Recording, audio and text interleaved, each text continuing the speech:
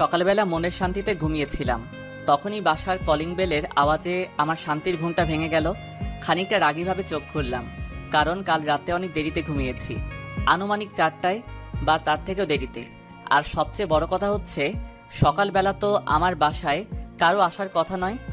আমি বিছানা থেকে উঠে মোবাইলটা হাতে নিলাম। সকাল 11টা 35 বাজে।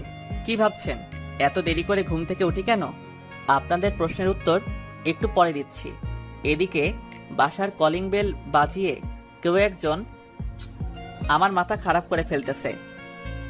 আমি তাড়াতাড়ি করে চোখ মুখে কোনো মতে পানি দিয়ে নিলাম, দরজার কাছে গেলাম, দরজা খুললাম। ভেবেছিলাম একটা ধমক দিব, কেন এত বিরক্ত করতেছে সকাল সকাল। কিন্তু সামনে তাকিয়ে দেখি একটা ছেলে, বয়সে আমার থেকেও ছোট হবে, আনুমানিক বয়স 19-20 হবে। ছেলেটার গায়ের টি শার্ট দেখে বুঝে ফেললাম কুরিয়ার বয়।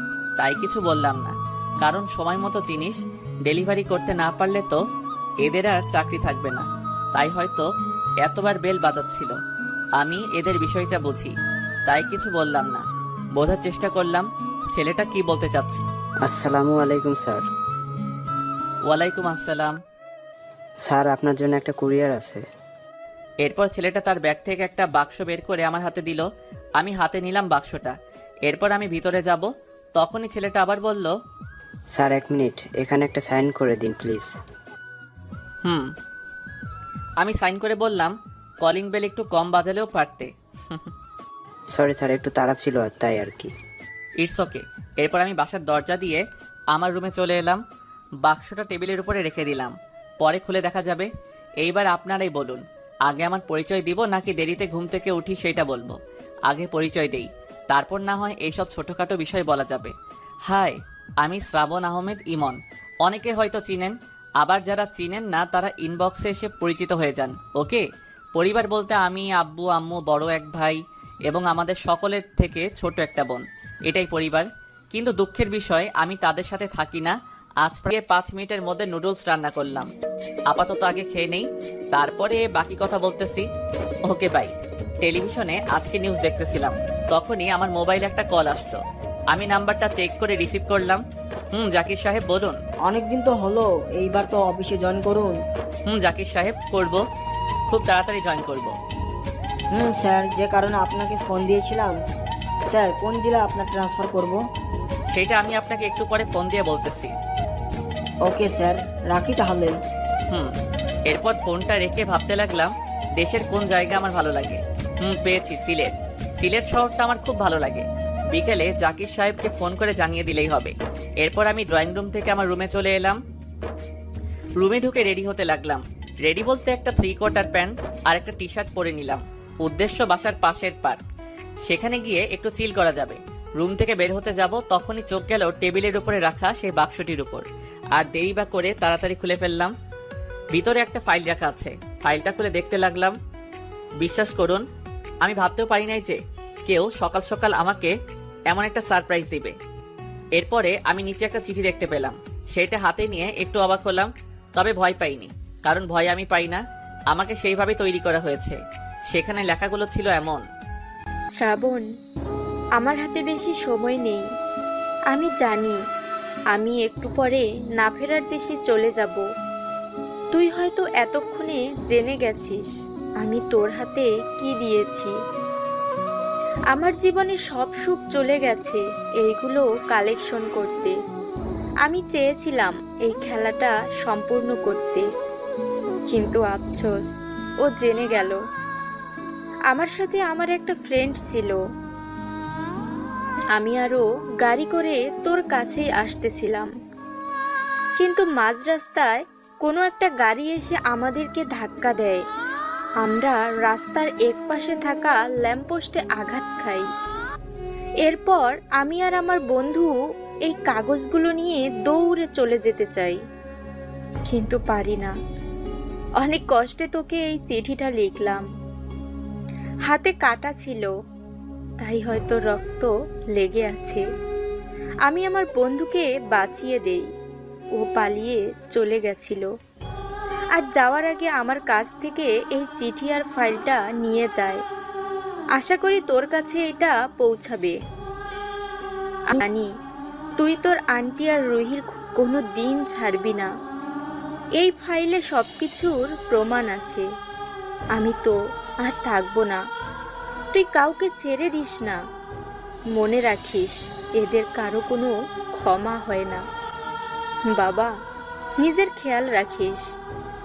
আর এখন তো আর আমি থাকবো না। আমাকে কথা দে তুই তোর পরিবারের কাছে ফিরে যাবি, তাহলেই আমি মরে শান্তি। ব্যাস, আর কিছু লেখা নেই।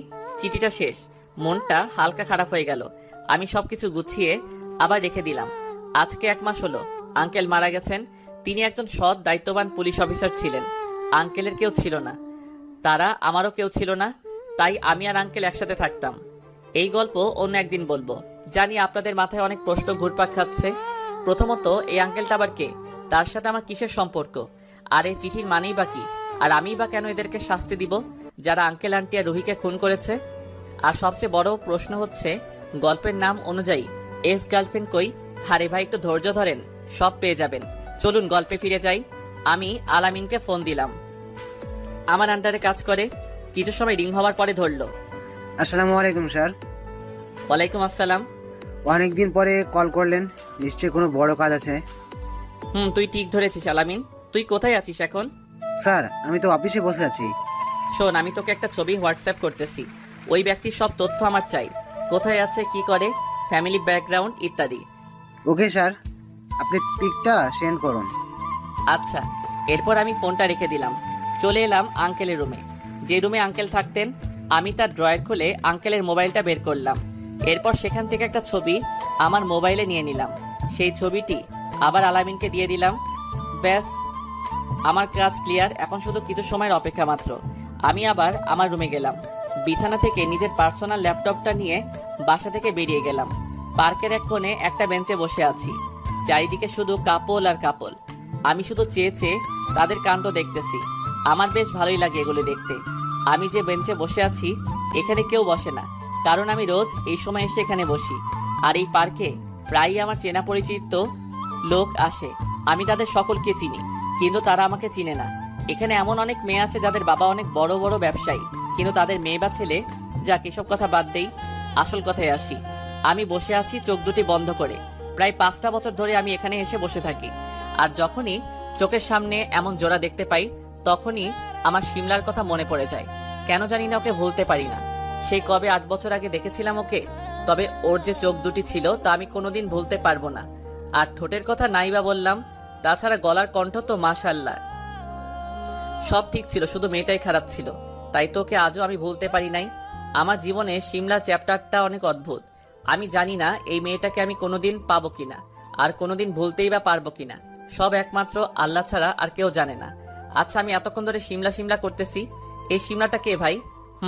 আপনি ঠিক ভাবতেছেন, এই শিমলাই হচ্ছে আমার এক্স গার্লফ্রেন্ড। আজ থেকে প্রায় 8 বছর আগে আমাদের সম্পর্কের রীতি ঘটেছিল। 2 বছরের সম্পর্কের বিচ্ছেদ ঘটিয়ে সেই দিন শিমলা চলে গিয়েছিল আমাকে একা করে। হঠাৎ একটা শব্দে আমার ঘোর কেটে গেল। আমি ল্যাপটপে তাকিয়ে দেখি আলামিনের মেইল। আমি মেইলটা চেক করতে লাগলাম। আমি বুঝতে পারতেছি না আমার সাথে হচ্ছেটা কি। একদিনেই আমি 2টা ভীষণ বড় শক খেলাম। প্রথমত, আঙ্কেল আমার হাতে সবকিছু তুলে দিল। আমি তো ভেবেছিলাম অনেক কষ্ট করে আমাকে ফাইলগুলো জোগাড় করতে হবে, কিন্তু না, অনেক সহজে সবকিছু হয়ে গেল। আর এখন জানতে পারি আমাকে নাকি খুলনা যেতে হবে। এটা সেই শহর যেখান থেকে আমি পালিয়ে এসেছিলাম 8 বছর আগে। মনের ভিতর একটা অজানা ভয় কাজ করতেছে। মনে অনেক প্রশ্ন এসে জমা হচ্ছে। সেখানে গিয়ে কি আমি আমার পরিবারের দেখা পাবো? আমাদের সেই বাসাটা কি এখনো সেখানে আছে, নাকি অন্য কোথাও চলে গেছে সবাই? এখনো কি আমাকে কেউ মনে রেখেছে? আর শিমলাই বা কোথায়? ওর দেখা কি আবার পাবো? আমি জানি এসব প্রশ্নের উত্তর আমি খুলনা গেলেই পাবো। আর হ্যাঁ, আপনাদেরকে তো বলাই হয়নি, আমি যাকে খুঁজতেছি, মানে যে আমার আঙ্কেলকে মেরেছে, সে নাকি খুলনা থাকে। তার বাসা নাকি খুলনা শহরে। তাই তাকে শেষ করতে হলে তো আমাকে খুলনা যেতেই হবে। আর আমার অতীতের সবকিছু এই খুলনা শহরেই। আমি পকেট থেকে ফোন বের করে, জাকির সাহেব। জি স্যার, বলুন। খুলনা শহরে আমাকে ট্রান্সফার করুন জলদি, ফাস্ট। Okay sir. এরপর ফোনটা রেখে দিলাম। মোবাইলে তাকিয়ে দেখি তখন বিকাল 4টা বেজে গেছে। আমি ভালো করে আলামিনের দেওয়া ফাইলটা দেখতে লাগলাম।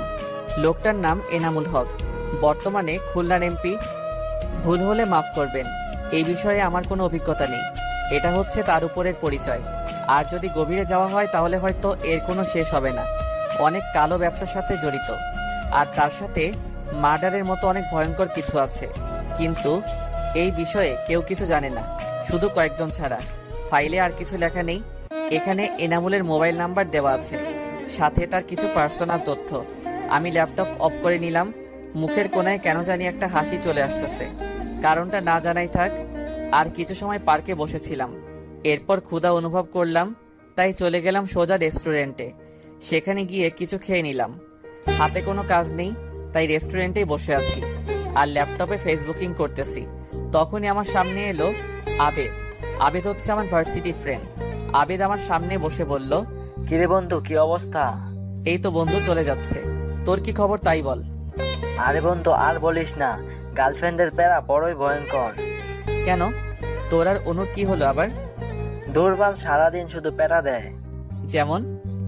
আরে ভাই, তুই তো জানিসই যে আমি পাবজি কতটা পছন্দ করি, কিন্তু ওই মেয়ে আমাকে পাবজি খেলতে দেয় না। সেই ভার্সিটি লাইফ থেকে গেমটা খেলে আসছি, আর এখন শালা সব শেষ। বাহ বাহ। বন্ধু, মজা নিস না। টাচ খাওয়াটা দেখানে কেন? এখানে কি সাদে এসেছি? ওই দিকে দেখ।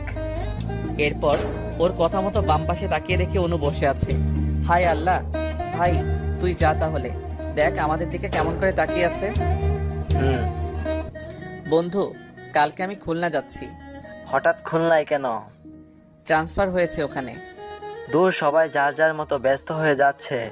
আমাদের ফ্রেন্ড সার্কেলটা একদমই নষ্ট হয়ে যাচ্ছে আস্তে আস্তে। দোস্ত, মন খারাপ করলে হবে? এটাই জীবন। এরপর আবেদ আমাকে জড়িয়ে ধরলো আর বলল, অনেক মিস করব তোদেরকে দোস্ত। দোস্ত, আজকে আসি তাহলে।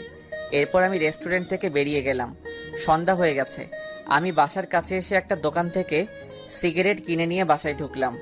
ও, আপনাদেরকে তো বাড়ির কথা বলাই হয়নি। চলুন বাসার সম্পর্কে কিছু বলি। আমি যে বাসায় থাকি সেই বাসাটা আমার না, আবার আমার মানে হচ্ছে এই বাসার মালিক ছিলেন রফিক আঙ্কেল, মানে যে মারা গেছে। যেহেতু তার কোনো ছেলে বা মেয়ে নেই, তাই এই বাসা আমারও বলা যায়। বাড়িটা 2 তলার। এর বড় বাসায় শুধু আমি একা থাকি। একটু অদ্ভুত হলেও আমার তো ভালোই লাগে। থাক, আর কিছু বলবো না। আমি বাসায় ঢুকে সোজা ছাদে চলে এলাম। ছাদের একপাশে দোলনা আছে। আমি সেখানে গিয়ে বসে পড়লাম আর পকেট থেকে সিগারেটের প্যাকেট বের করলাম। হাতে সিগারেট আর মনে অনেক প্রশ্ন নিয়ে বসে আছি। জীবন বদলাতে আসলে সময় লাগে না। আগে আমি কি ছিলাম আর এখন আঙ্কেলের কারণে কি হয়ে গিয়েছি, ভাবতেই অবাক লাগে। এরপর ছাদে বসে কয়েকজন বন্ধুর সাথে ফোনে কথা বলে নিলাম, কারণ কালকে তো খুলনা চলে যাচ্ছি। জানি না আবার কবে আসবো। নিচে এসে কিচেনে গিয়ে রান্না করতে লাগলাম। আমি নিজেই রান্না করতে পারি, তাই কাউকে লাগে না। রাতে খাবার খেয়ে নিজের রুমে চলে এলাম। রুমে এসে মোবাইলে গেম খেলতে লাগলাম। তখনই মোবাইলে একটা কল আসলো। বলুন তো কেমনটা লাগে। তারপরে গেম থেকে বেরিয়ে ফোনটা রিসিভ করি। জাকির সাহেব ফোন করেছে। আপনি ফোন দেওয়ার আর সময় পেলেন না? সরি স্যার, কিন্তু একটা নিউজ জানানোর জন্য ফোন করেছিলাম। বলেন। স্যার, আপনার ট্রান্সফার হয়ে গেছে খুলনায়। প্রথমে তো রাজি হচ্ছিল না, পরে আপনার কথা বলায় রাজি হয়েছে। Good job. স্যার, সবচেয়ে মজার বিষয় কি জানেন? কি? স্যার, খুলনা বিভাগে মাত্র কয়েকদিন আগে এক অফিসারকে নিয়োগ করা হয়েছিল, কিন্তু আপনি তার সবকিছু বেচতে দিলেন। এখন সে নওগাঁ ট্রান্সফার হয়েছে। আপনি মিয়া অনেক বেয়াদব হয়েছেন। জি স্যার, মানে? আচ্ছা, সবকিছু বুঝলাম, কিন্তু সেখানে তো আমি কিছু চিনি না। একটা থাকার ব্যবস্থা করতে হবে তো নাকি? স্যার, আপনি আমাকে এই 2 বছর এইটুকু চিনলেন? আমি সব কিছু ব্যবস্থা করে রেখেছি। তাই নাকি? তা কি ব্যবস্থা করেছেন শুনি। স্যার, সব কিছুর ব্যবস্থা করে রেখেছি। একটা এসি বাসের টিকিট কেটে রেখেছি আপনার জন্য। এরপর সেই বাসে উঠে সোজা খুলনায়। সেখানে আপনার জন্য অপেক্ষা করবে মিস্টার আরিফ। সেখানে আমার মতো আপনার সাথে সব সময় থাকবে মিস্টার আরিফ। সে খুলনার ছেলে, তবে এখনো চাকরিতে জয়েন করে নাই। আপনার সাথেই জয়েন হবে এবং সেই ছেলে আপনাকে একটা বাসায় নিয়ে যাবে। বাসাটা সম্ভবত 2 তলা, আমি ভালো করে জানি না, তবে এইটুকু বলতে পারি আপনার সেখানে কোনো অসুবিধা হবে না। আর কোনো অসুবিধা হলে তো আমি আছি। আমি তো জাকির সাহেবের কথা শুনে পুরাই হট। এই কি সেই জাকির সাহেব যে কিনা 2 বছর আগে একটা বোকার ডিব্বা ছিল, কিছুই বুঝতো না, সব আমি বুঝিয়ে দিতাম, আর এখন আমার সাথে থাকতে থাকতে অনেক ফাস্ট হয়ে গেছে। ভালোই। হয়েছে আর বলার দরকার নেই, আমি বুঝে গেছি আপনি সবকিছু ঠিক করে রেখেছেন। Good job. ধন্যবাদ স্যার। আচ্ছা ঠিক আছে মিস্টার জাকির সাহেব, ভাগ্যে থাকলে আবার দেখা হবে। মানে বুঝলাম না স্যার, আপনি কি চিরকালের জন্য খুলনায় চলে যাচ্ছেন নাকি? অনেকটা সেই রকম, পরিস্থিতি ভালো হলে আর আসবো না হয়তো এই ব্যস্ত শহরে। স্যার তাহলে আমার কি হবে? আপনি এখন অনেক বুদ্ধিমান হয়ে গেছেন, এখন আর আমার প্রয়োজন হবে না। স্যার আপনি প্লিজ যাবেন না। আপনি জানেন আমি যেটা একবার বলে ফেলি সেটা থেকে আর ফিরি না। আচ্ছা স্যার, আবার দেখা হবে আশা করি। আচ্ছা জাকির সাহেব, বাস কয়টায় ছাড়বে? জি স্যার, সকাল 10টায়। আচ্ছা ভাই, এরপর ফোন রেখে দিলাম। আসলে এই শহরে প্রায় 8 বছর ধরে আছি, তাই অনেকটা মায়া জমে গেছে। ইচ্ছা করতেছে না চলে যেতে, কিন্তু আঙ্কেলের কথা আমাকে রাখতে হবে। আর তাছাড়াও নিজের একটা পরিবার আছে আমার, তাদের কথাও চিন্তা করতে হবে। পরিবারের কাছ থেকে আমি অনেকদিন দূরে থেকেছি। আর নয়, আমি যখন আমার বাসা, আমার প্রিয় শহর ছেড়ে এসেছিলাম, তখন আমার বয়স সম্ভবত 16-17 ছিল, ঠিক মনে নেই। তখন এত কিছু বুঝতাম না, তখন আবেগ দ্বারা জীবন চালিত করতাম। আমি ঠিক হলে এই বয়সের প্রায় 80% ছেলে মেয়ে আবেগ দিয়ে জীবন চালায়, আমিও তাদের একজন ছিলাম। আবেগের বশে বাসা থেকে পালিয়ে আসি আর এসে পড়ি যান্ত্রিক শহর ঢাকাতে। আর এখানেই আঙ্কেলের সাথে কেটে যায় দীর্ঘ 8 বছর। ও সরি, এত আঙ্কেল আঙ্কেল করতেছি, আপনাদের তো আঙ্কেলের নামই বলা হয়নি। আঙ্কেলের নাম হচ্ছে রফিক চৌধুরী। তিনি পেশায় একজন পুলিশ অফিসার ছিলেন। আর বাকি সবকিছু গল্পে আস্তে আস্তে জানতে পেরে যাবেন। আর একটা বিষয়, আমি বাসায় কেন ছেড়ে চলে এসেছিলাম, আর এতে কি আমার পরিবারের কোনো দোষ ছিল নাকি আমারই কোনো দোষ ছিল, এই সব কিছু পরে কোনো এক সময় বলবো। আর আমি বর্তমানে কিসের চাকরি করি এটা অজানাই থাক, পরে সারপ্রাইজ দিব আপনাদেরকে। এখন গল্পে ফেরা যাক, চলুন। জাকির সাহেবের ফোনটা রেখে মোবাইলের স্ক্রিনে তাকিয়ে দেখি রাত 11টা বাজে। অনেক রাত হয়ে গেছে, এরপর ঘুমাতে যাব। তখনই একটা কথা মনে পড়লো, তাই মোবাইলে থেকে নিজের পার্সোনাল সিমটা খুলে ফেলি। একটা অবৈধ সিম প্রবেশ করাই আমার মোবাইলে। এরপর মোবাইলটা অন করে ল্যাপটপ থেকে একটা নাম্বার উঠিয়ে কল করি সেই নাম্বারে। কিছু সময় রিং হওয়ার পরে কল রিসিভ করলো, কিন্তু মজার বিষয় হচ্ছে ফোনটা রিসিভ করে কোনো কথা বলতেছে না, একদম চুপ করে আছে। অনেক চালাক আছে, তাই আমি বললাম, মিস্টার এনামুল, আপনি তো দেখছি অনেক চালাক, কিন্তু এত চালাক হয়েও আপনি ফেসে গেলেন। খুব খারাপ লাগতেছে আপনার জন্য। কে কে বলছেন আপনি? আর আমার নামেই বা জানলেন কিভাবে? নাম্বার পেয়েছেন কই? কুল কুল, এত ব্যস্ত হলে চলবে? আপনার বিপি হাই হয়ে যাচ্ছে যে। এইবার এনামুল অনেক ভয় পেয়ে যায়, কারণ সে ভাবতে লাগলো যে আমি কি করে তার এই সব পার্সোনাল বিষয় জানলাম। তার কপালে বিন্দু বিন্দু ঘাম জমা হয়। আর তার এত ভয় পাওয়ার কারণ হচ্ছে সে অনেক খারাপ কাজ করে থাকে, যেগুলো সে সব গোপনে করে যায়। এই তো 3 দিন আগে একটা মেয়েকে জোর করে রেপ করে মেরে ফেলেন তিনি। আর এইটা করতে তাকে কেউ দেখে ফেলে, কিন্তু কে দেখে ফেলে সেটা সে জানে না, তাই একটু ভয় আছে। এনামুল হক কাপা কাপা কণ্ঠে বললেন, কে তুমি? এই হাসি শুনে যেন এনামুলের প্রাণ যায় যায় অবস্থা। এইবার তিনি একটু জোর গলায় বললেন, কে তুমি আর কি চাও? তোর মৃত্যু। তুই জানিস না আমি কে? আর তুই কার সাথে কথা বলতেছিস জানিস? সকলের সামনে তোকে খুন করব, মনে রাখিস আমাকে। খুব তাড়াতাড়ি দেখা হচ্ছে। তোর টিকিট তো আমি 8 বছর আগে কেটে রেখেছিলাম, শুধু সময়ের অপেক্ষা ছিল। এখন সব কিছু ঠিক আছে, দেখা হবে এনাম ভাই, আলবিদা। আমি এরপর ফোনটা কেটে দিলাম। ফোন কেটে দেওয়ার পরেই অনেক কল আসতে লাগলো এনামুলের, কিন্তু আমি সিমটা খুলে ভেঙে ফেলে দিলাম, কারণ আমি জানি এনামুল এখন এই সিম ট্র্যাক করে আমার কাছে আসার চেষ্টা করবে। কিন্তু অত সহজ না রে ভাই। আপনি ঠিকই ধরেছেন, এই সে এনামুল যে আমার আঙ্কেলকে খুন করেছে। শুধু আঙ্কেলকে নয়, আঙ্কেলের মেয়ে এবং তার স্ত্রীকেও। এনামুলকে ফোন দেওয়ার কারণ হচ্ছে ওকে একটু আতঙ্কে রাখা। আমি অপরাধীকে আতঙ্কে রাখতে ভালোবাসি, তাই একটু মজা নিলাম এনাম ভাইয়ের সাথে। এরপর ফোনটা রেখে সোজা ঘুমের দেশে হারিয়ে গেলাম। আজকে একটু সকাল সকালই ঘুম থেকে উঠে গেলাম, কারণ আজকে তো আমাকে খুলনার উদ্দেশ্যে রওনা দিতে হবে। ঘুম থেকে উঠে সোজা ওয়াশরুমে গিয়ে ফ্রেশ হয়ে নিলাম। এরপর রোজকার মতো সকালের খাবার বানাতে গেলাম। নাস্তা বানিয়ে খাবার খেয়ে নিলাম। এরপর ঘড়িতে চেয়ে দেখি 9টা বেজে গেছে। আমি তাড়াতাড়ি করে আমার সবকিছু একটা ব্যাগে গুছিয়ে নিলাম, এবং সবচেয়ে গুরুত্বপূর্ণ যে জিনিসটা, মানে আঙ্কেলে দেওয়া ফাইলটা খুব ভালো করে ব্যাগে রেখে দিলাম। এরপর বাসার দিকে একবার তাকিয়ে বেরিয়ে গেলাম। মনটা একটু খারাপ, কারণ অনেক দিন হলো এই বাসাতে আছি, আর আজকে সবকিছু ছেড়ে চলে যাচ্ছি। আবার একদিক দিয়ে একটু এক্সাইটেডও লাগতেছে, কারণ নিজের শহরে যাচ্ছি। বাসা থেকে বেরিয়ে হেঁটেই যাচ্ছি বাস স্ট্যান্ডে, কারণ আমার বাসার একটু দূরেই বাস স্ট্যান্ড, তাই আর রিক্সা নিলাম না। বাস স্ট্যান্ডে আসতে আসতে প্রায় 10টা বেজে গেছে। আমি বাইরের একটা দোকান থেকে কিছু চিপস আর জুস নিয়ে বাসের সিটে গিয়ে বসলাম। বাসে করে কোথাও গেলে আমার এইগুলো খেতে খুব ভালো লাগে। অনেকে আবার আমাকে বাচ্চা বলতে পারেন, আসলে আমি কিন্তু বাচ্চা না। বাস ছাড়তে এখনো 10 মিনিট বাকি। আমি একটু আগে ভাগে গিয়ে বসে উঠে পড়লাম, কিন্তু বাসে ঢুকে সিটের কাছে গিয়ে মনটা খারাপ হয়ে গেল, কারণ আমি মনে মনে ভেবেছিলাম আমার সিট হয়তো জানালার কাছে পড়বে, কিন্তু না, আমার পোড়া কপাল। আমি মন খারাপ করে আমার সিটে বসে পড়লাম। আমার পাশের সিট ফাঁকা, হয়তো একটু পরে এসে বসে পড়বে। আমি এসব কিছু না ভেবে পকেট থেকে হেডফোন বের করে মোবাইলে ঢুকিয়ে গান শুনতে লাগলাম। বাসের সিটে হেলান দিয়ে চোখ বুজে শুয়ে আছি আর ফেলে আসা দিনগুলোর কথা মনে করতেছি। কতই না রঙিন ছিল আগের দিনগুলো। আমাদের পরিবারের একমাত্র আয়ের উৎস ছিল আমার আব্বু। সে একটা সরকারি প্রাইমারি স্কুলের সাধারণ একজন শিক্ষক ছিল, আর আমরা পরিবারে মোট সদস্য ছিলাম 5 জন। আব্বু, আম্মু, ভাইয়া, আপু আর আমি। ভাইয়া আমার অনেক বড় ছিল। আমি যখন 10ম শ্রেণীতে পড়তাম তখন ভাইয়া অনার্স কমপ্লিট করে ফেলেছিল, তাই আমি ভাইয়াকে সবসময় একটু বেশি ভয় পেতাম। আর আমার যে আপু ছিল সে আমার থেকে 4 বছরের ছোট ছিল। ছোট হলে কি হবে, আমাকে সবসময় জ্বালিয়ে মারত। আমাদের ভাই বোনের কারণে আমাদের পরিবারের সবসময় খুশির ছোঁয়া লেগে থাকতো। আর এখানে সবচেয়ে বড় ভূমিকা পালন করতো আমার আব্বু। তিনি কখনো আমাদের কোনো আবদার অপূর্ণ রাখে নাই। তবে ভাইয়া তো ঘরের বড় ছেলে, তাই ভাই আব্বুর কাছে তেমন কিছু চাইতো না। এক কথায় আমাদের পরিবারের মধ্যে আমি একটু ব্যতিক্রম ছিলাম।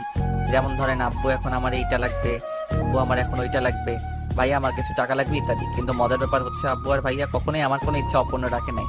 সবকিছু ঠিকঠাক চলতেছিল, কিন্তু হঠাৎ একটা কারণে তখনই একটা মেয়ে আমাকে বলে উঠলো, এক্সকিউজ মি। ও হ্যালো, এক্সকিউজ মি। এইবার আমি কিছু একটা শব্দ পেলাম, তাই চোখ মেলে তাকালাম। পাশে তাকিয়ে দেখি একটা মেয়ে দাঁড়িয়ে আছে, কাঁধে ব্যাগ। আমার থেকে যে অনেক ছোট হবে সেটা আমি দেখেই বুঝে ফেললাম।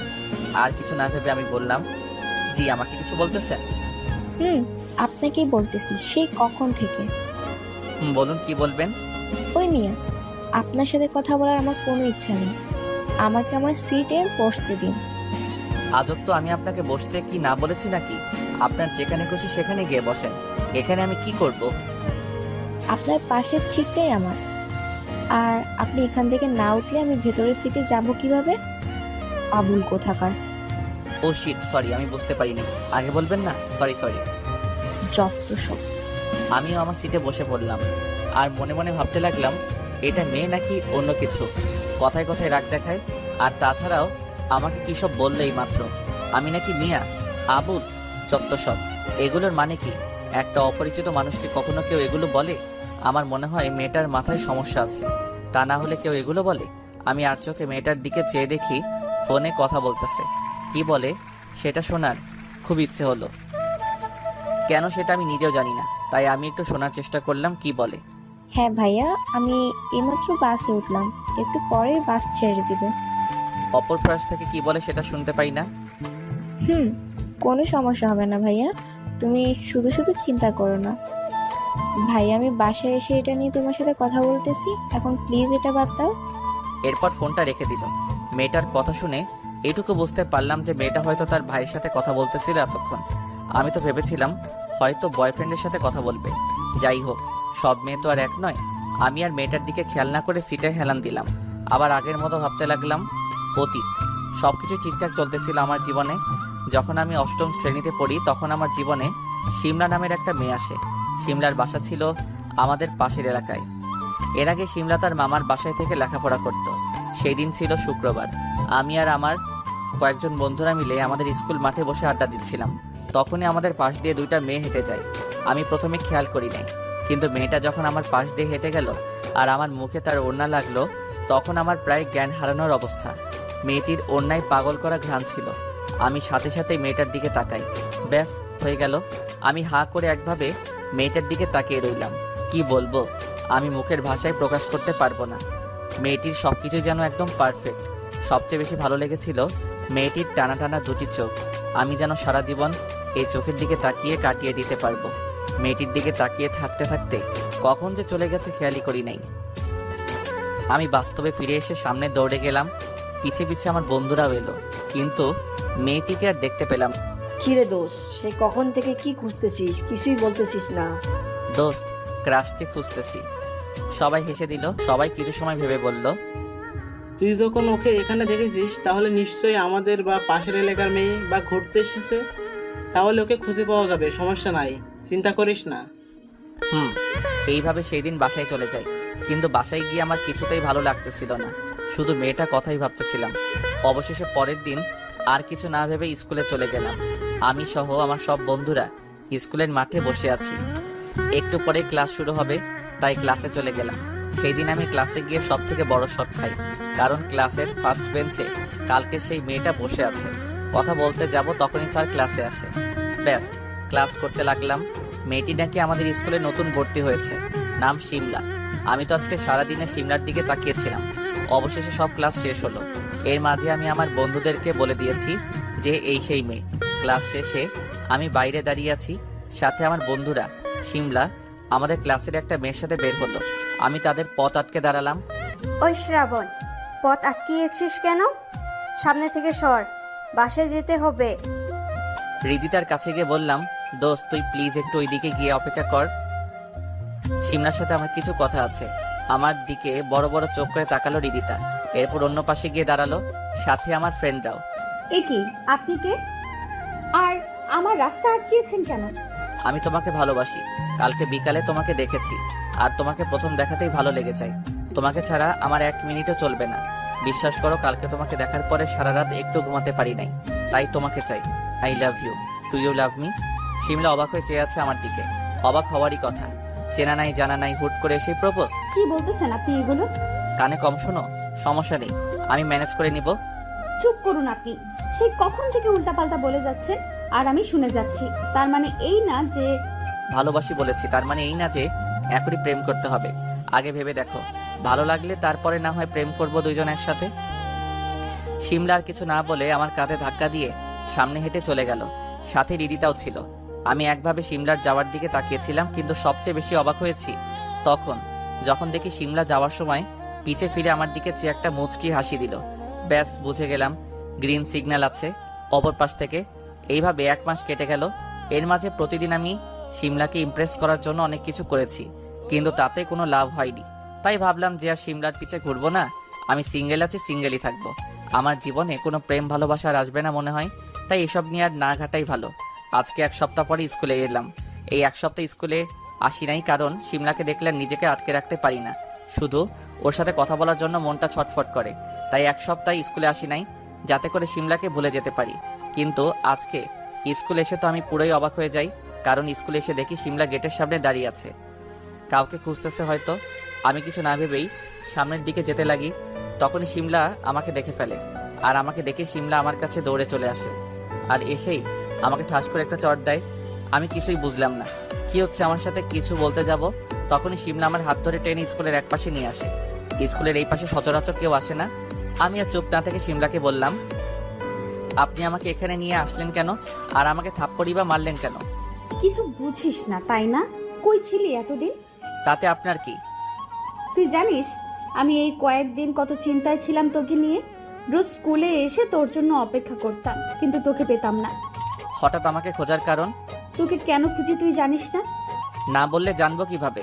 আমি তোকে ভালোবাসি, খুব বেশি ভালোবাসি। তাই তো তোকে পাগলের মতো খুঁজে বেড়াই। আমি তো নিজের কানকে যেন বিশ্বাস করতে পারতেছি না, তাই নিজের গায়ে একটা চিমটি কাটলাম। না, আমি স্বপ্ন দেখতেছি না, আমি বাস্তবেই। তার মানে শিমলা আমাকে এইগুলো বলতেছে, মানে কি কিছুই বুঝতেছি না। তাই আমি শিমলাকে জিজ্ঞেস করলাম, মানে কি বলতেছো তুমি এগুলা? শ্রাবণ, আমি ঠিকই বলতেছি। আমি সেই দিন খুব অবাক হয়েছিলাম, যেদিন তুমি আমাকে প্রথম দেখাই প্রপোজ করেছিলে। আমি একটু অন্যরকম ছেলে পছন্দ করতাম, যে সবার থেকে ভিন্ন হবে, আর তুমি ছিলে সবার থেকে ভিন্ন। আমি তো তোমাকে সেই প্রথম দিন থেকেই ভালোবাসি, কিন্তু বলি নাই, কারণ আমি চাচ্ছিলাম না যে এত অল্প বয়সে এইসবের ভেতরে নিজেকে জড়াতে। আমি শিমলার কথা শুনে পুরাই থ হয়ে আছি। মুখ দিয়ে যেন কোনো কথা বের হচ্ছে না, তবু এক্সাইটেড হয়ে বললাম, তোমার হাতটা একটু ধরি। এই না না, কেউ দেখে ফেললে সমস্যা হবে। প্লিজ একবার, কেউ দেখবে না। আচ্ছা একবার। এইভাবে শুরু হয় আমাদের প্রেম কাহিনী। তবে আমরা যে প্রেম করতাম এটা শুধু আমাদের কয়েকজন ঘনিষ্ঠ বন্ধু ছাড়া আর কেউ জানতো না, কারণ তখন আমরা খুব ছোট ছিলাম। যদি আমাদের পরিবারের কেউ জানতে পারতো তাহলে অনেক সমস্যা হতে পারত। এই জন্য আমরা লুকিয়ে লুকিয়ে প্রেম করতাম। এর ভিতরে আবার শিমলার অনেক নিয়ম ছিল, যেমন সপ্তাহে মাত্র একবার ঘুরতে বের হতে পারবো, দিনে 2 বার ফোনে কথা বলতে পারবো, এইরকম কিছু নিয়ম ছিল। আমিও বেশ ভালোভাবে শিমলার দেওয়ার নিয়মগুলো পালন করতাম। এইভাবে কেটে যায় আমাদের 2টা বছর। আমাদের বয়স কম হলেও আমরা একে অপরকে খুব ভালোবাসতাম। আমরা দুজন খুব ভালো করে জানতাম এটা কোনো আবেগের ভালোবাসা নয়, এটা আমাদের ভিতরের প্রথম ও শেষ ভালোবাসা। এই 2 বছর বেশ ভালোই কেটেছে আমাদের দিনকাল। শিমলা আর আমার ভালোবাসা কমে তো নাই, বরং দিন দিন আমার প্রতি শিমলার কেয়ার যেন বেড়েই চলেছিল। এসএসসি পরীক্ষার আর মাত্র 2 দিন বাকি। বিকেলবেলা আমাদের বাসার ছাদে বসে আছি। এখন আড্ডা দেওয়া অনেকটা কমিয়ে দিয়েছি, কারণ একটাই শিমলা। নিজেকে অনেক পরিবর্তন করে ফেলেছি শুধুমাত্র শিমলার জন্য, কারণ আমি যে ওকে নিজের জীবনের থেকেও বেশি চিন্তা করেছিলাম। তখনই শিমলার ফোন। এই সময় কখনো শিমলা ফোন দেয় না, তবুও ভাবলাম হয়তো আমার কথা খুব মনে পড়তেছে, তাই হয়তো ফোন দিয়েছে। আমি তাড়াতাড়ি ফোনটা রিসিভ করি। হ্যাঁ আমার জান পাখিটা, বলো।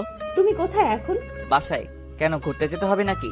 তুমি তাড়াতাড়ি পার্কে এসে আমার সাথে দেখা করো। Okay baby, wait. তুমি 1 মিনিট অপেক্ষা করো, আমি 2 মিনিটের মধ্যে আসতেছি। শ্রাবণ, সবসময় ফান ভালো লাগে না। আচ্ছা বাবা, সরি, আমি আসতেছি। আমি জানি শিমলা এখন রেগে আছে, আমি হয়তো কোনো ভুল করেছি, তার সাজা দিবে এখন ডেকে নিয়ে। কারণ এর আগে অনেক হয়েছে এমন।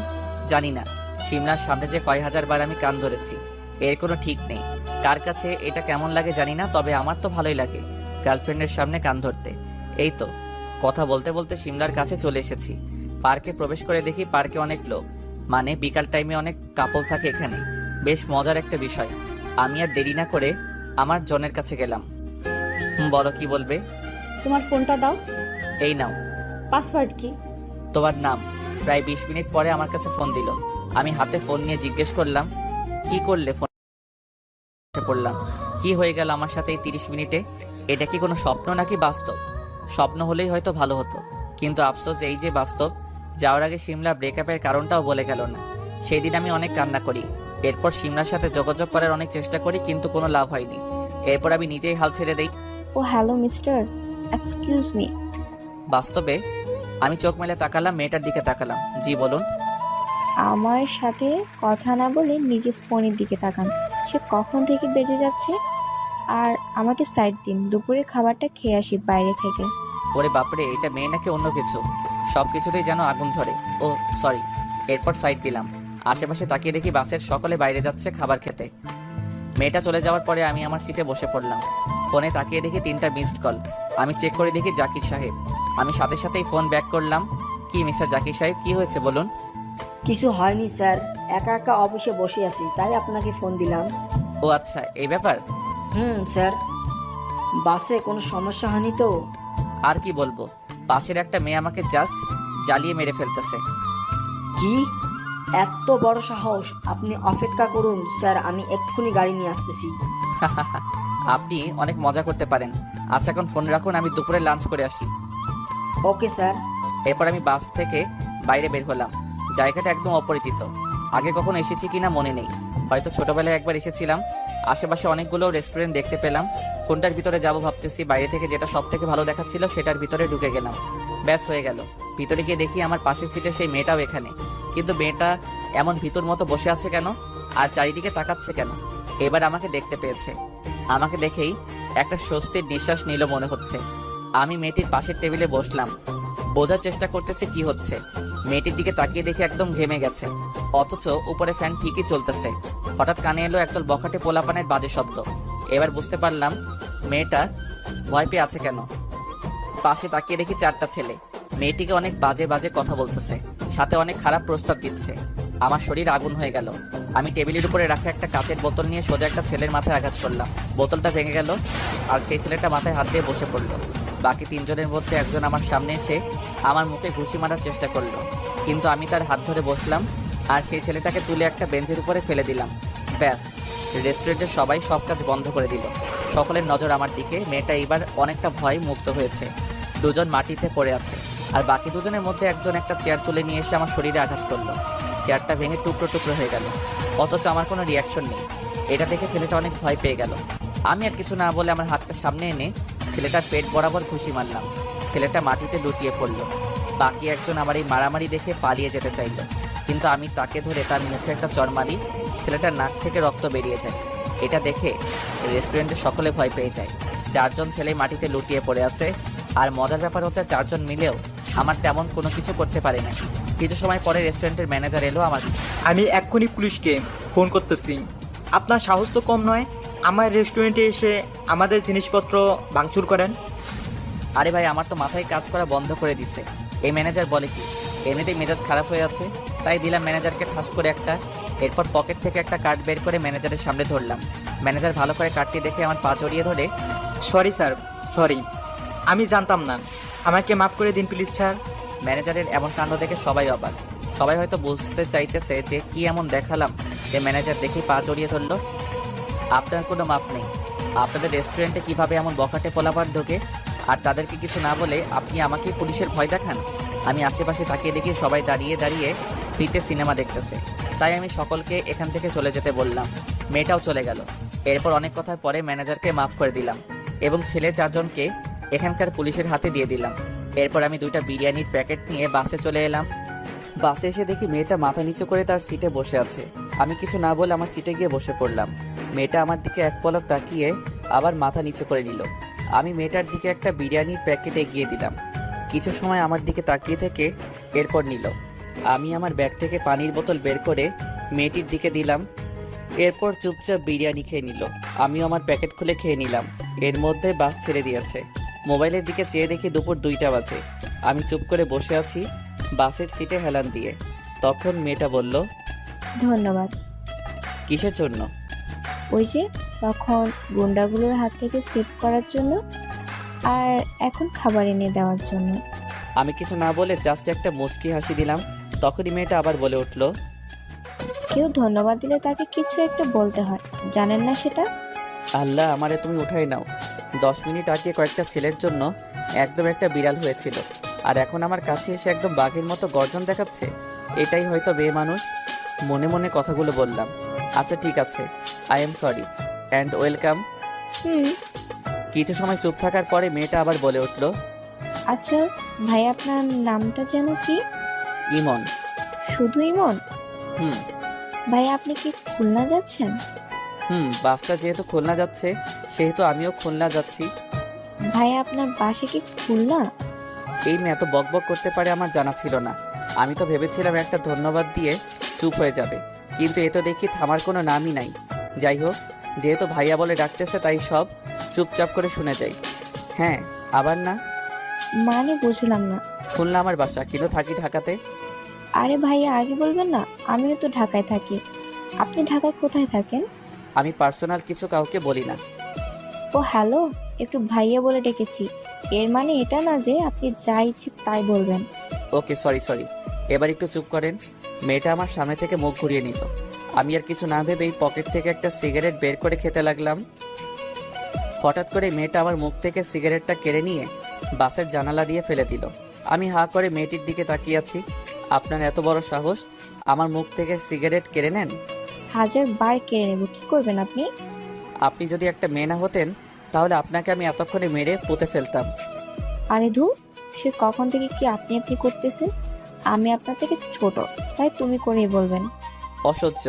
এইরকম কথা বলে মেয়েটা আমার মাথা খেয়ে ফেলেছে বাসের মধ্যে বসে। একটু আগে আমাকে যা নয় তাই বলতেছিল, আর এখন এইটুকু সময় ভাইয়া বানিয়ে আমার সাথে গল্প করতেছে। মেয়েটা অনেক মিশুক। মেয়েটার সাথে কথা বলতে বলতে খুলনা বাস স্ট্যান্ডে চলে এসেছি। প্রায় 5টা বেজে গেছে। রাস্তায় অনেক জ্যাম ছিল। মেয়েটা আমাকে বিদায় জানিয়ে বাস থেকে নেমে গেল। বাসের জানালা দিয়ে দেখলাম একটা ছেলে এসে মেয়েটাকে বাইকে করে নিয়ে গেল। এটা হয়তো তার সেই ভাই।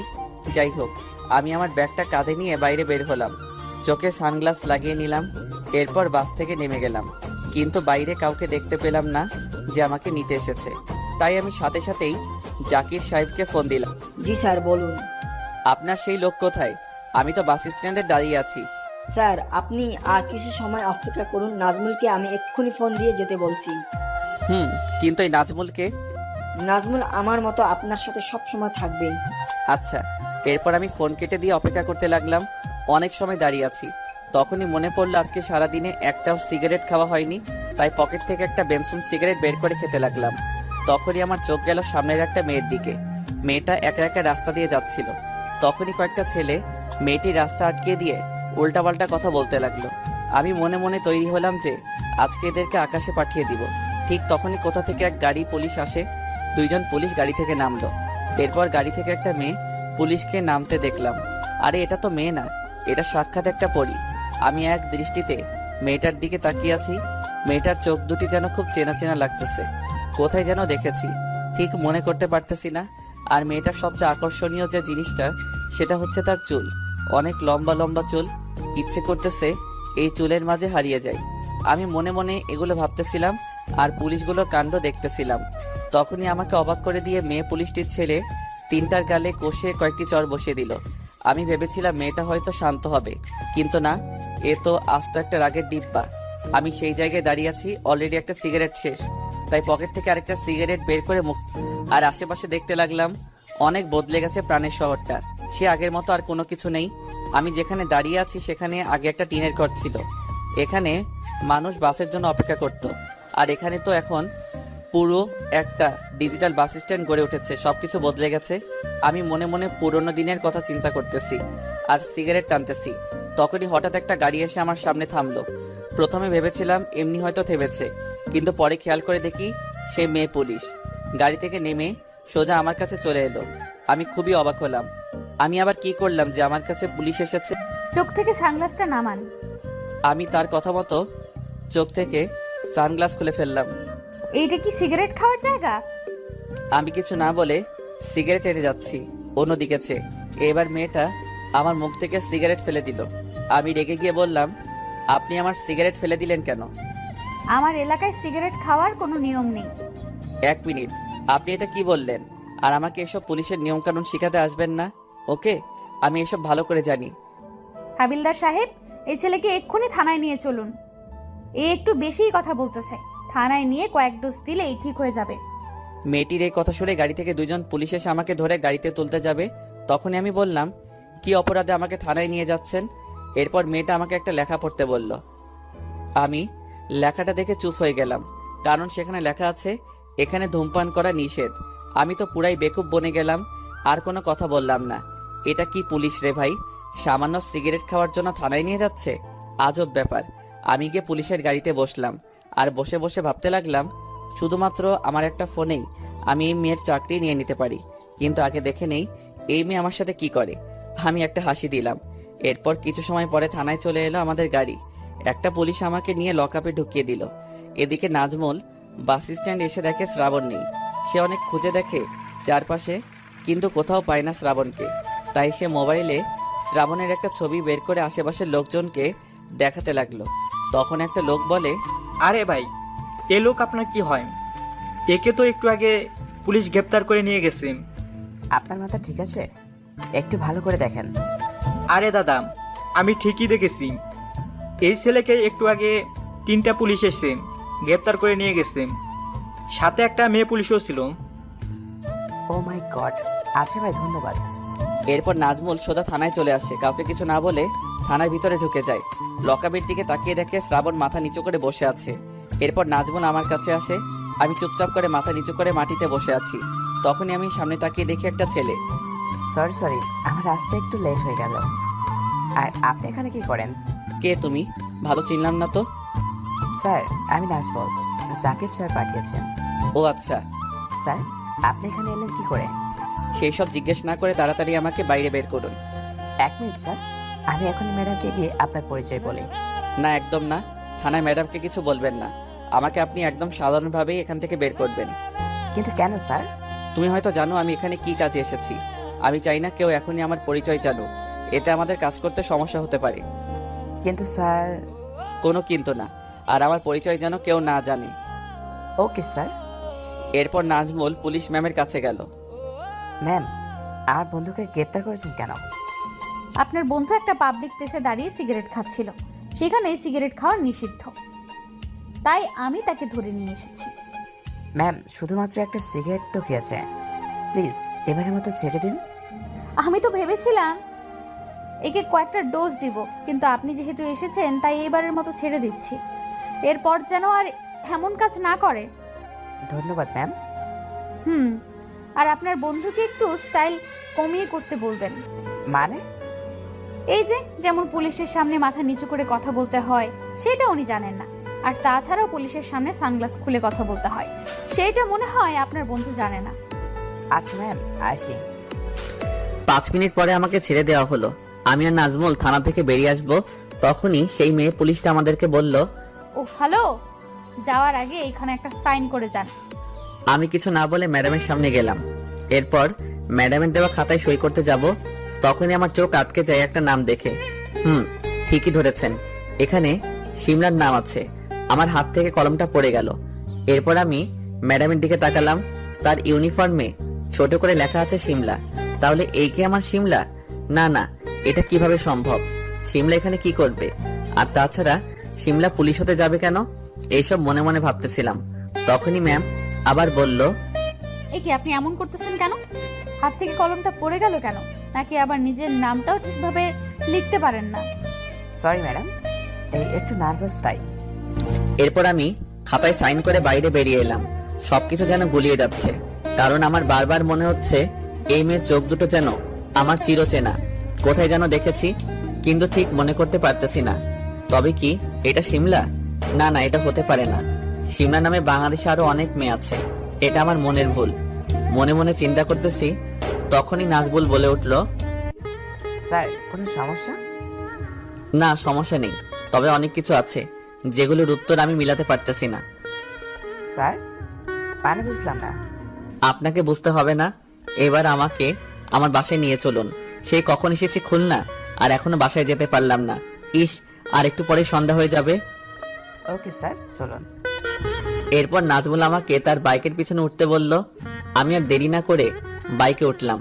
এরপর নাজমুল বাইক চালাতে লাগলো, আর আমি খুলনা শহরটা চোখ দিয়ে দেখতে লাগলাম।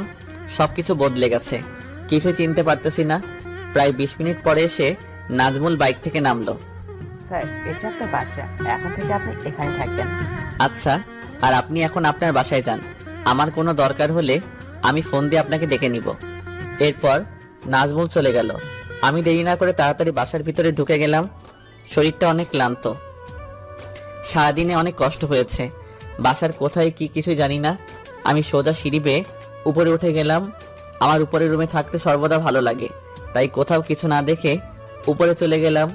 উপরে মোট 3টা রুম। আমি প্রথম রুমে ঢুকে পড়লাম। এরপর ব্যাগ রেখে ওয়াশরুমের ভিতরে চলে গেলাম। প্রায় 30 মিনিট পরে ওয়াশরুম থেকে বাইরে বের হলাম। এরপর আর কিছু না ভেবে বিছানায় শুয়ে পড়লাম। কিছু সময়ের মধ্যে ঘুমের রাজ্যে তলিয়ে গেলাম।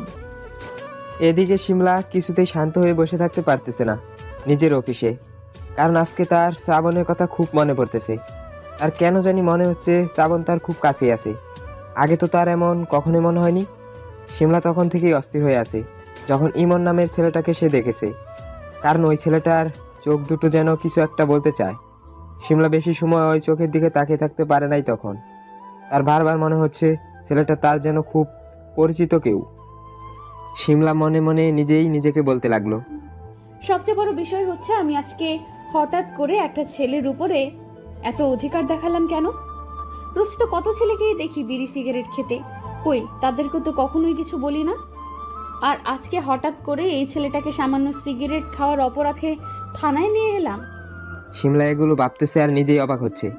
একটু আগে সে কি করেছে এটা? না, আমাকে যে করেই হোক ছেলেটার পরিচয় জানতে হবে। তখনই শিমলার মনে পড়লো যে ছেলেটার নাম হয়তো হাজিরা খাতায় লেখা থাকবে, তাই সে হাজিরা খাতা চেক করতে লাগলো। কিন্তু খাতা চেক করে শিমলার মন খারাপ হয়ে গেল। খাতায় তো ইমন নাম লেখা, তার ভালোবাসার মানুষের নাম তো শ্রাবণ ছিল। মন খারাপ করে শিমলা অফিস থেকে বেরিয়ে গেল। অফিসে গাড়ি করে সোজা তার বাসায় চলে গেল। তার বাসা বললে ভুল হবে, শিমলা ভাড়া বাড়িতে থাকে। এখানে নিশ্চয়ই অবাক হচ্ছেন যে মেয়ে ও পুলিশে চাকরি করে সে হঠাৎ বাসা ভাড়া করে থাকতে যাবে কেন? এর পিছনে অনেক বড় একটা কারণ আছে, সেইটা অন্য একদিন বলবো। আর শিমলার ডায়েরি পড়ে এতটুকু নিশ্চয়ই বুঝতে পারছেন যে শ্রাবণকে এখনো অনেক ভালোবাসে। তাহলে ওই দিন ব্যাকআপ করেছিল কেন? গল্পের সাথে থাকুন, সব জানতে পেরে যাবেন। ঘুমিয়েছিলাম, হঠাৎ করে একটা ফোনের শব্দে ঘুমটা ভেঙে গেল। ঘুম ঘুম চোখে ফোনের স্ক্রিনে তাকালাম। মেজাজটাই খারাপ হয়ে গেল, কারণ জিপি অফিস থেকে ফোন দিয়েছে। বলুন তো কেমনটা লাগে?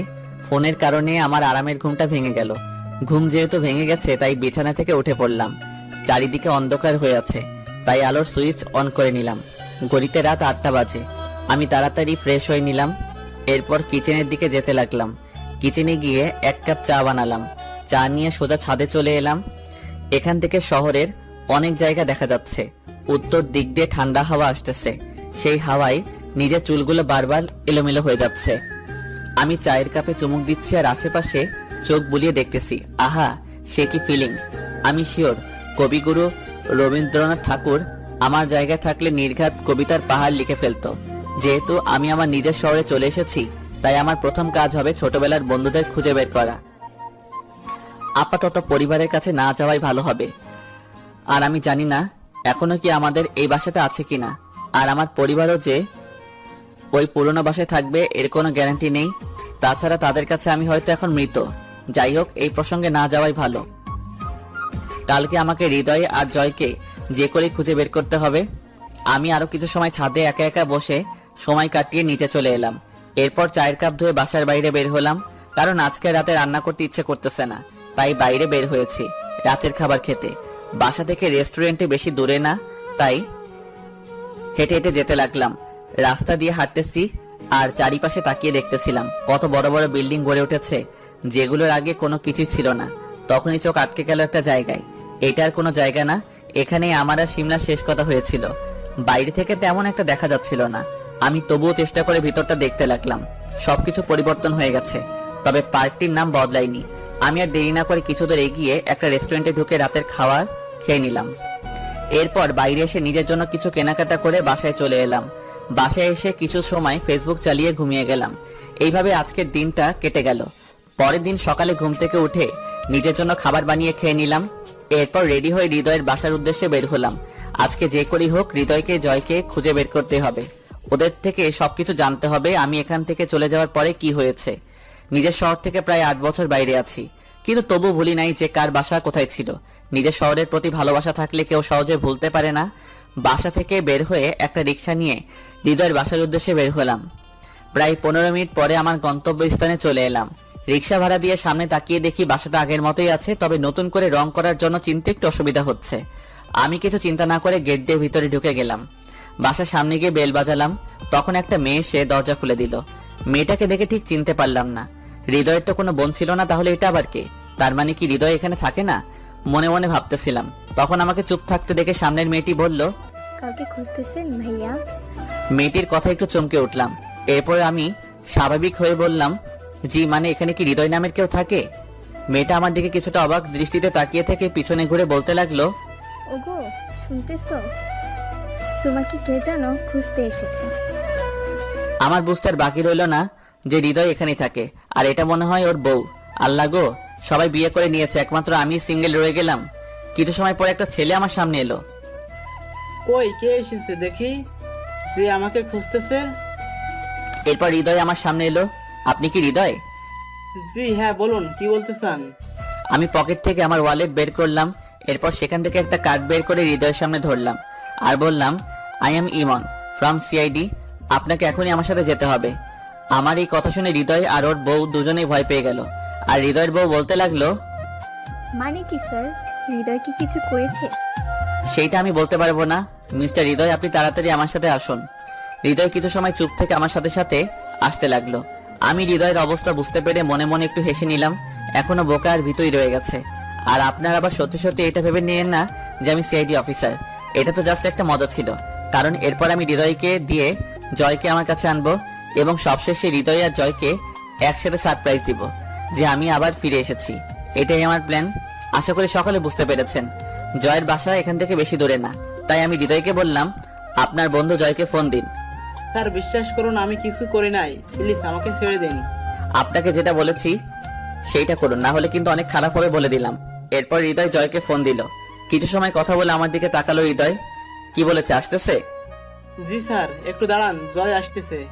কিছু সময় পরে দেখলাম একটা ছেলে আমাদের সামনে বাইক থামিয়ে হৃদয়কে জিজ্ঞেস করলো, কিরে ভিতর ডিম, এত জরুরি ভাবে আমাকে আসতে বললি কেন? ও তার মানে ওইটা আমার বন্ধু জয়? বাহ, অনেক পরিবর্তন হয়ে গেছে, আগের থেকে অনেক মোটা হয়েছে। যাই হোক, দেখি কি বলে। হৃদয় আমাকে দেখিয়ে বলল, এই স্যার তোকে আসতে বলছে। আপনাকে তো ঠিক চিনলাম না। আমি কোনো কথা না বলে কার্ডটি জয়ের কাছে দিলাম। জয় কিছু সময় দেখে কার্ডটা আমাকে ফেরত দিয়ে বলল, মানে স্যার আপনি আমাদের খুঁজতেছেন কেন? সেইটা আমার সাথে গেলেই বুঝতে পারবে। মানে স্যার কোথায় যেতে হবে? বেশি কথা না বলে আমি যেখানে যেতে বলি সেখানে চলুন। এরপর আর কাউকে কথা বলার সুযোগ না দিয়ে আমি জয়ের বাইকে উঠে বসলাম। কিছু সময় পরে হৃদয়ে উঠে পড়লো। এরপর আমি জয় আর হৃদয়কে নিয়ে আমাদের সেই পুরনো স্কুলের সামনে গেলাম। অনেকদিন পরে পুরনো সেই স্কুলটা দেখলাম। অনেকগুলো নতুন নতুন বিল্ডিং গড়ে উঠেছে। প্রথমে তো দেখে চিনতেই পেরেছিলাম না। স্যার, আপনি আমাদের এখানে নিয়ে আসেন কেন? জয়ের দিকে তাকিয়ে দেখি ও আমার দিকে তাকিয়ে আছে কিছু একটা শোনার জন্য। আমি কাউকে কিছু না বলে আমার ওয়ালেট থেকে একটা ছবি বের করে ওদের কাছে দিলাম আর বললাম, এই ছেলেকে চিনো তোমরা? জয় আর হৃদয় তো অনেকটা অবাক হয়েছে, কারণ ছবিটি ছিল আমার ছোটবেলার ছবি। আরে জয়, এটা তো শ্রাবণ। আমিও তো তাই দেখতেছি। কিন্তু স্যার, শ্রাবণের ছবি আপনার কাছে কি করে এলো? আরে ভিতর ডিম, আমাকে চিনতে পারতেছিস না? আর জগা খিচুড়ি, তুইও আমাকে চিনতে পারলি না? এখানে একটা বিষয় জেনে রাখুন, আমাদের সকলের অনেক বন্ধু আছে, আর সব বন্ধুদেরই কম বেশি ডাকনাম থাকে। মানে আমরা বন্ধুরা বন্ধুদেরকে মজা করে উল্টাপাল্টা নামে ডাকি। ঠিক তেমনি হৃদয়কে আমরা সবাই ভিতর ডিম বলে ডাকতাম, আর জয়কে জগা খিচুড়ি। আমি ওদেরকে এই নামে ডাকলাম কারণ আমি শিওর এটা শোনার পরে ওদের আমাকে চিনতে কোনো ভুল হবে না। ঠিক তেমনটাই হলো। জয় আর হৃদয় কিছু সময় চোখ বড় বড় করে আমার দিকে চেয়ে রইল। এরপর হঠাৎ করে দুই হারামি আমাকে কি দোস্ত, আমারও তো ভেবেছিলাম তোকে আর কোনোদিন ফিরে পাবো না। আমি আর হৃদয় তো তোকে খুঁজতে খুঁজতে টানা 2 বছর পড়ালেখায় মন বসাতে পারি নাই। তুই সব খুলে বলতো, কোথায় ছিলে এতদিন? এ ভাই, তোরা আমাকে আগে ছেড়ে দে, তারপর আস্তে আস্তে সব খুলে বলতেছি। তোরা তো আমাকে এমন ভাবে জড়িয়ে ধরে আছিস যেন আমি তোদের বউ। ও হ্যাঁ, আমাদের তো মনেই ছিল না। শালা, অনেকদিন পরে দেখা তো, তাই ইমোশনাল হয়ে গেছিলাম। ঠিক বলছিস। এরপর ওরা দুইজন আমাকে ছেড়ে দিল। আমি স্কুলের পাশের একটা বেঞ্চে গিয়ে বসে হাঁপাতে লাগলাম। কিছু সময় পরে জয় আর হৃদয় আমার কাছে এসে বসে পড়লো আর জিজ্ঞেস করলো, দোস্ত বল না, এতদিন কই ছিলি আর হঠাৎ করে কোথা থেকে এলি? তোর বাসায় জানে তুই ফিরে এসেছিস? আরে এত প্রশ্ন একসাথে করলে আমি উত্তর দিব কিভাবে? আরে জয়, তুই চুপ কর না, ওকে বলতে দে, দেখি কি বলে। আচ্ছা দোস্ত, তুই বল। এরপর আমি বলতে শুরু করলাম, প্রথমত আমার বাসায় কেউ জানে না আমি এখানে এসেছি। আর এতদিন আমি ঢাকাতে ছিলাম, সেখানে লেখাপড়া শেষ করেছি। 2 বছর হলো একটা চাকরি করতেছি। হঠাৎ তোদের কথা খুব মনে পড়লো, তাই চলে এলাম। এ ভাই, তুই এবার থাম, তোকে আর বলতে হবে না, আমরা জানি তুই কি জন্য এসেছিস। আমাদেরকে আর মিথ্যা বলা লাগবে না। জয়, ঠিক বলছিস। আমি ওদের কথায় কিছু না বলে একটু হাসলাম। এই, একদম হাসবি না। আচ্ছা, তুই তোর বাসা থেকে কাউকে কিছু না বলে চলে গেছিলি কেন? তোরা তো সবটাই জানিস, তাহলে জিজ্ঞেস করতেছিস কেন? কি জানি আমরা? তুই তোর বাসা থেকে চলে গিয়েছিলি, এটা আমরা কিভাবে জানবো? সেটাও ঠিক। তাহলে শোন, অতীত, তোরা তো সব জানিস কিভাবে আমার আর সিমলার ব্রেকআপ হয়েছিল, তাই সেটা আর খুলে বললাম না। সিমলা আর আমার ব্রেকআপের আজকে 2 দিন হয়ে গেল। এই 2 দিনে যে আমি কতভাবে চেষ্টা করেছি শুধুমাত্র সিমলার সাথে একটু কথা বলার জন্য, সেইটা আমি ছাড়া কেউ জানে না। কিন্তু আফসোস, কোনো লাভ হয়নি। আমি সিমলার সাথে কথা বলতে পারি নাই। আজকে আমার পরীক্ষা। এটা যেমন তেমন পরীক্ষা না, এসএসসি পরীক্ষা। আমার পরীক্ষা দেওয়ার কোনো ইচ্ছেই ছিল না, তবু ভাইয়ার ভয়ে পরীক্ষা দিতে যাই। পরীক্ষার খাতায় একদম কিছু লিখি নাই, সবগুলো পরীক্ষার খাতা একদম ফাঁকা রেখেছিলাম। কি লিখতাম আমি পরীক্ষার খাতায়? আমার মনে তখন শুধু দুঃখ, কষ্ট, বেদনা ছাড়া আর কিছু ছিল না। দেখতে দেখতে পরীক্ষা শেষ হয়ে যায়। এই কয়েকদিনে আমার অবস্থা অনেক খারাপ হয়ে গিয়েছিল। নিজের চোখের সামনে সিমলাকে দেখতে পেতাম, কিন্তু কথা বলতে গেলেই সিমলা চলে যেত। একদিন তো সারা স্কুলের সামনে বসে আমাকে চড় মারে। আমি কিছু বলি নাই, আর বলতেও পারতাম না, কারণ নিজের ভালোবাসাকে কিভাবে আঘাত করব আমি আমার জানা ছিল না। আমার এমন অবস্থা নিয়ে আমার পরিবারের সবাই চিন্তিত ছিল, তবুও আমি কাউকে কিছু বলি নাই। 2 মাস পরে আমার রেজাল্ট আসে। আমি জানি আমি সব বিষয়ে ফেল করেছি, তাই সেদিন নিজের রুম থেকে বের হইনি। তখন সকাল 11টা বাজে সম্ভবত। আমি নিজের রুমে বসে চোখ বন্ধ করে সিমলার কথা চিন্তা করতেছিলাম। তখনই হঠাৎ ভাইয়া আমার রুমে আসে। এসে আমার জামার কলার ধরে ড্রয়িং রুমে নিয়ে যায়। সেখানে আব্বু, আম্মু, আপু সবাই ছিল। আমাকে এইভাবে নিয়ে যেতে দেখে আব্বু বলল, আরে জুয়েল, কি করতেছিস? আব্বু, তুমি আজকে কিছু বলবে না? আজকে আমি ওকে মেরেই ফেলবো। ও আমাদের পরিবারের সব সম্মান ডুবিয়েছে। কি করেছে ও? খুলে বলবি তো নাকি? আমি কিছু বলতেছি না, আমি শুধু চুপ করে মাথা নিচু করে দাঁড়িয়ে আছি। তখনই ভাইয়া আমার মুখ তুলে আমার 2 গালে খুব জোরে 2টা চড় দিল। আমি নিচে পড়ে গেলাম। তখনই ভাইয়া বলতে লাগলো, তোমাদের সকলের আদর পেয়ে ও একটা আস্ত বদমাশ হয়ে গেছে। ওর পরীক্ষার রেজাল্ট দেখতে আমার বন্ধুর দোকানে গিয়েছিলাম। সেখানে আমার সব বন্ধুরা ছিল। আমি ওদের সামনে শ্রাবণের রেজাল্ট বের করি। রেজাল্ট কি ছিল জানো তোমরা? কি বলিস? সব বিষয়ে ফেল, এমনকি ধর্মের বিষয়ে ফেল। আমার চোখ থেকে না চাইতেও পানি গড়িয়ে পড়তে লাগলো। এরপর সবাই আমাকে সেই দিন বেশি কথা বলে। কেউ কথা শোনাতে বাদ দেয়নি, শুধু আমার ছোট বোনটা বাদে। তখন রাত 1টার বেশি বাজে। সবাই ঘুমিয়ে গেলেও আমার চোখে কোনো ঘুম নেই। আমার জীবনে আমি কোনো দিন এত বেশি কথা শুনি নাই। একটা সময় তো আমার মনে হচ্ছিল আমি সুইসাইড করি, তাহলে হয়তো আমার সব দুঃখ কষ্ট দূর হয়ে যাবে, কিন্তু পারি নাই। একদিকে ছিল সিমলার প্যারা আর অন্যদিকে পরিবারের প্যারা। অনেক সময় ভেবে আমি একটা সিদ্ধান্ত নিয়ে ফেলি, যেটা আমার জীবনের সবচেয়ে ভালো সিদ্ধান্ত ছিল।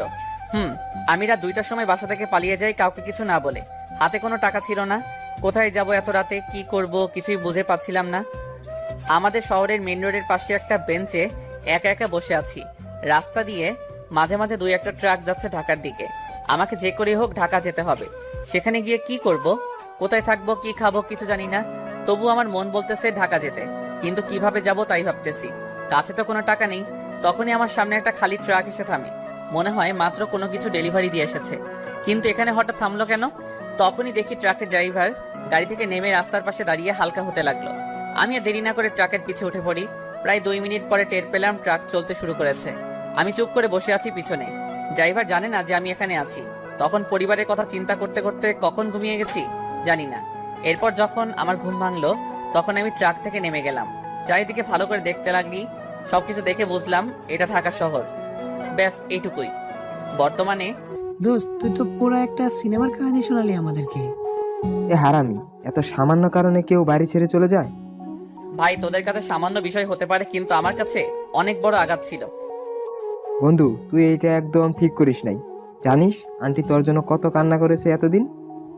আচ্ছা চল, তোকে তোর বাসায় দিয়ে আসি। আন্টি তোকে দেখলে খুব খুশি হবে। এই না না, একদম না, আমি বাসায় যাব না। মানে কি? তুই বাসায় যাবি না মানে কি? এতদিন পরে এসেছিস, আবার বলতেছিস বাসায় যাবি না?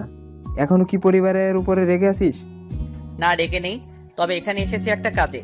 কাজটা শেষ হলেই পরিবারের কাছে যাব আমি। শুধু একটু সময় দে আমাকে। তাহলে এখন কি করবি তুই? সমস্যা নেই, একটা ফ্ল্যাটে আছি আপাতত। সবই বুঝলাম, কিন্তু আমি এটা তাদের সাথে আছি। এবার বাসায় যেতে হবে। আমাকে যেতে হবে, না হলে বউ আমাকে খুব মারবে। সবাই একসাথে হেসে দিলাম। এরপর বন্ধুদেরকে বিদায় দিয়ে বাসায় চলে এলাম। আজকে খুব ভালো লাগতেছে পুরনো বন্ধুদেরকে কাছে পেয়ে। অনেক হ্যাপি মনে হচ্ছে আজকে নিজেকে। জানি না নিজের পরিবারকে কাছে পেলে কতটা খুশি হব। বাসায় এসে সোজা নিজের রুমে চলে এলাম। মোবাইলে তাকিয়ে দেখি বিকাল 4টা বাজে। আমি তাড়াতাড়ি শাওয়ার নিয়ে নিলাম। এরপর আর কোনো কিছু চিন্তা না করে বিছানায় গা এলিয়ে দিলাম। ব্যাস, সাথে সাথেই চোখে ঘুম চলে এলো। অপরদিকে সিমলা যখন সকালবেলা গাড়ি নিয়ে অফিসে যাচ্ছিল, তখন সে শ্রাবণ, জয় আর হৃদয়কে একসাথে দেখতে পায়। তখন সিমলার মনে একটা সন্দেহ তৈরি হয়, কারণ আমার সবচেয়ে বেস্ট ফ্রেন্ড ছিল হৃদয় আর জয়া। সিমলা তখন মনে মনে ভাবলো, আমার কি কোথাও ভুল হচ্ছে? এটা শ্রাবণ নয় তো? আমার মন বলতেছে এটা শ্রাবণ। আমার তো কোনো দিন এমনটা মনে হয়নি আজ পর্যন্ত, কিন্তু বিষয়টি তো অন্যরকমও হতে পারে। যেমন এটা যদি শ্রাবণ হয়, তাহলে তো ওর পরিবারের কাছে যেত আগে। তাছাড়াও নামটার সাথেও তো মিল নেই। আগে যেমন আমার সাথে রিলেশনশিপে ছিল, তখন তো অনেক রোগা পাতলা ছিল, আর এই ছেলেকে তো অন্যরকম লাগে।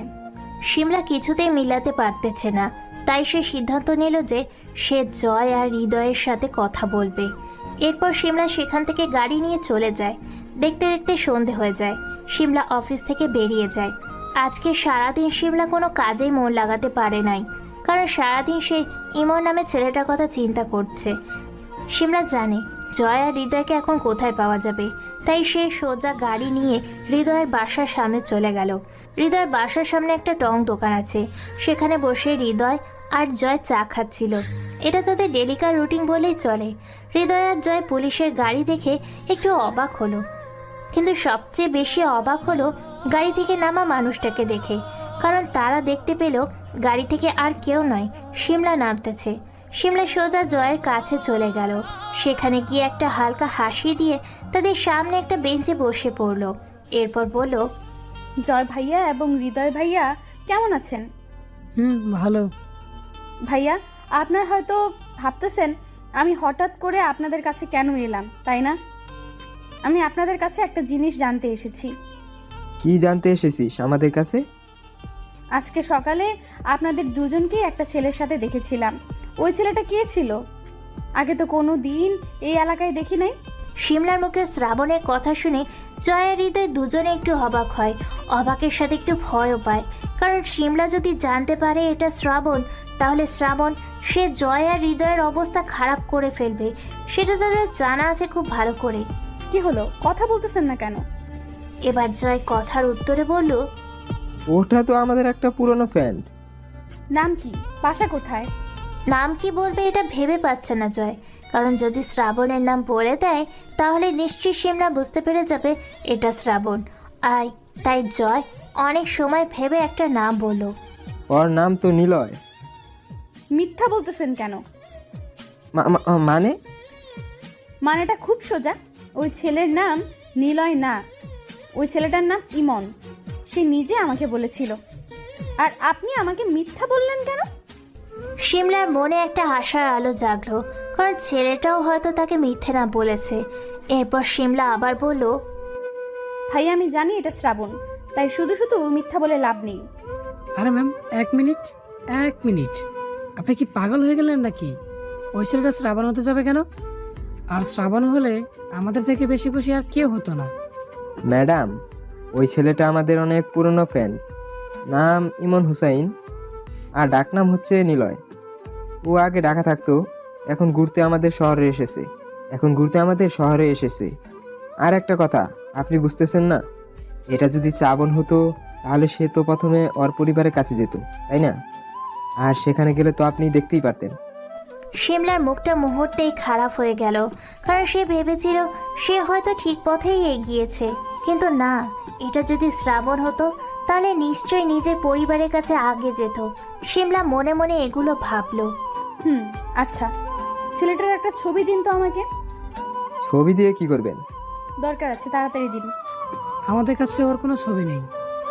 নিজে থেকেই দেবেন নাকি আমি অন্য কোনো ব্যবস্থা করব? আপনাদের একটা কথা বলা হয়নি। আমরা যখন ঘুরতেছিলাম তখন জয় অনেকগুলো সেলফি তুলেছিল, অনেকদিন পরে দেখা হয়েছে সেই জন্য। এরপর শিমলা জয়ের মোবাইল থেকে জোর করে শ্রাবণে পিক নিল। কিন্তু মজার ব্যাপার হচ্ছে শিমলা তো জানাই না এটাই তার শ্রাবণ। শিমলা ছবিগুলো নিয়ে গাড়ি করে আবার চলে গেল। শিমলা চলে যাওয়ার পর জয় আর হৃদয় আলোচনা করতে লাগলো। বাইরে ভাই, এই মেয়ে কি সাংঘাতিক! এই মেয়ে শ্রাবণে খোঁজ পেল কিভাবে? এটা তুই ঠিক বলেছিস। আর তাছাড়া পুলিশ কি সাধে হয়েছে নাকি? আর বুকা খোঁজ পেয়েছে নাকি জাস্ট সন্দেহ হয়েছে, তাই হয়তো জিজ্ঞেস করতে এসেছে। বুঝলাম, কিন্তু একটা জিনিস বুঝলাম না। তুই আবার কি বুঝিসনি? আচ্ছা ভাই, এই শিমলা এখনো বিয়ে করে নাই কেন? বয়স তো কম হয়নি, তাছাড়াও ঠিকঠাক জবও তো করে। এটা তুই ঠিক বলেছিস। কি জানি বিয়ে করে না কেন। আমার তো মনে হয় এই মেয়ে এখনো শ্রাবণকে ভালোবাসে, তাই হয়তো বিয়ে করে নাই। হতে পারে, তবে তুই আগে শ্রাবণকে ফোন দে আর ওকে সবকিছু খুলে বল। ওয়েট। অপরদিকে আমি শান্তিতে ঘুমিয়েছিলাম, হঠাৎ তখনই আমার ফোনটা বেজে উঠলো। আমার ঘুম দূর হয়ে গেল। আমি ঘুম চোখে মোবাইলের স্ক্রিনে তাকিয়ে দেখি জয় ফোন দিয়েছে। জয় বল, ফোন দিয়েছিস কেন? তুই কোথায় এখন তাই বল। কোথায় আবার? বাসায় ঘুমিয়ে আছি। কেন? তুই ওই অসময়ে ঘুমিয়ে আছিস? এদিকে অনেক বড় কাণ্ড হয়ে গেছে। কি হয়েছে? এরপর জয় আমাকে সবকিছু খুলে বলল। আমি শুনে একটু অবাক হলাম। শিমলা আমার খোঁজ পেল কিভাবে? আর ওকে তো আমি এখনো দেখি নাই। শিমলাকে দেখাতে পারবি? দেখাতে পারবো না কেন, চলে আয়, দেখিয়ে দিচ্ছি। এখন আসবো? চলে আয়, সমস্যা নেই, সবে মাত্র রাত 8টা বাজে। আচ্ছা, তোরা কোথায় আছিস এখন? আমাদের বাসার সামনে একটা দোকানে বসে আছি, তুই চলে আয়। আচ্ছা, আমি একটু পরে আসতেছি। এরপর ফোন কেটে দিলাম। আমি বিছানা থেকে উঠে ফ্রেশ হয়ে নিলাম। এরপর আমি বাসার বাইরে বেরিয়ে একটা রিক্সা নিয়ে জয়দের বাসার উদ্দেশ্যে যেতে লাগলাম। প্রায় 10 মিনিট পরে পৌঁছে গেলাম হারামি দুটোর কাছে। ওই তাড়াতাড়ি চল। কোথায় শিমলা? অনেক দিন দেখি না, একটু দেখে আসি। আরে বন্ধু, ব্যস্ত হলে চলে, এসেছিস এক কাপ চা বিড়ি সিগারেট খেয়ে নে, তারপরে না হয় যাওয়া যাবে। এত ব্যস্ত হলে চলে? এটা তুই ঠিক বলেছিস, তাহলে একটা সিগারেট দে, অনেক সময় খাওয়া হয়নি। বাহ, ঢাকা গিয়ে দেখি অনেক উন্নতি হয়েছে। এরপর জয় পকেট থেকে একটা সিগারেট বের করে আমাকে দিল। আমি সিগারেটটা মুখে দিয়ে আগুন নিয়ে বললাম, আরে বন্ধু, সময় মানুষকে সব শিখিয়ে দেয়। আমার কেউ ছিল না, তাই হয়তো এটা বেছে নিয়েছিলাম। আরে হৃদয়ের কথা বাদ দে তো, তুই তো জানিসই চিরকাল ধরে ধার্মিক। আমিও জয়ের সাথে তাল মিলিয়ে হেসে দিলাম। এটা দেখে হৃদয় বলল, তোদেরকে দেখে ভালো কথা বললেও তোরা আমাকে নিয়ে মজা নিস। আচ্ছা জয়, একটা কথা বলবি? বল। এই ভিতর ডিমকে ভাবি কি দেখে বিয়ে করলো? হারামি তো না খায় সিগারেট, না খায় গাঞ্জা। আজকালকার মেয়েরা তো আবার এসব ছেলেদের ছাড়া কাউকে বিয়ে করে না।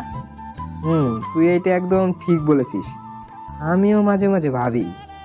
এটা বলেই আমি আর ভয় অট্টহাসিতে হেসে উঠলাম, আর হৃদয় আমাদের দুজনের দিকে রাগী দৃষ্টিতে তাকিয়ে আছে।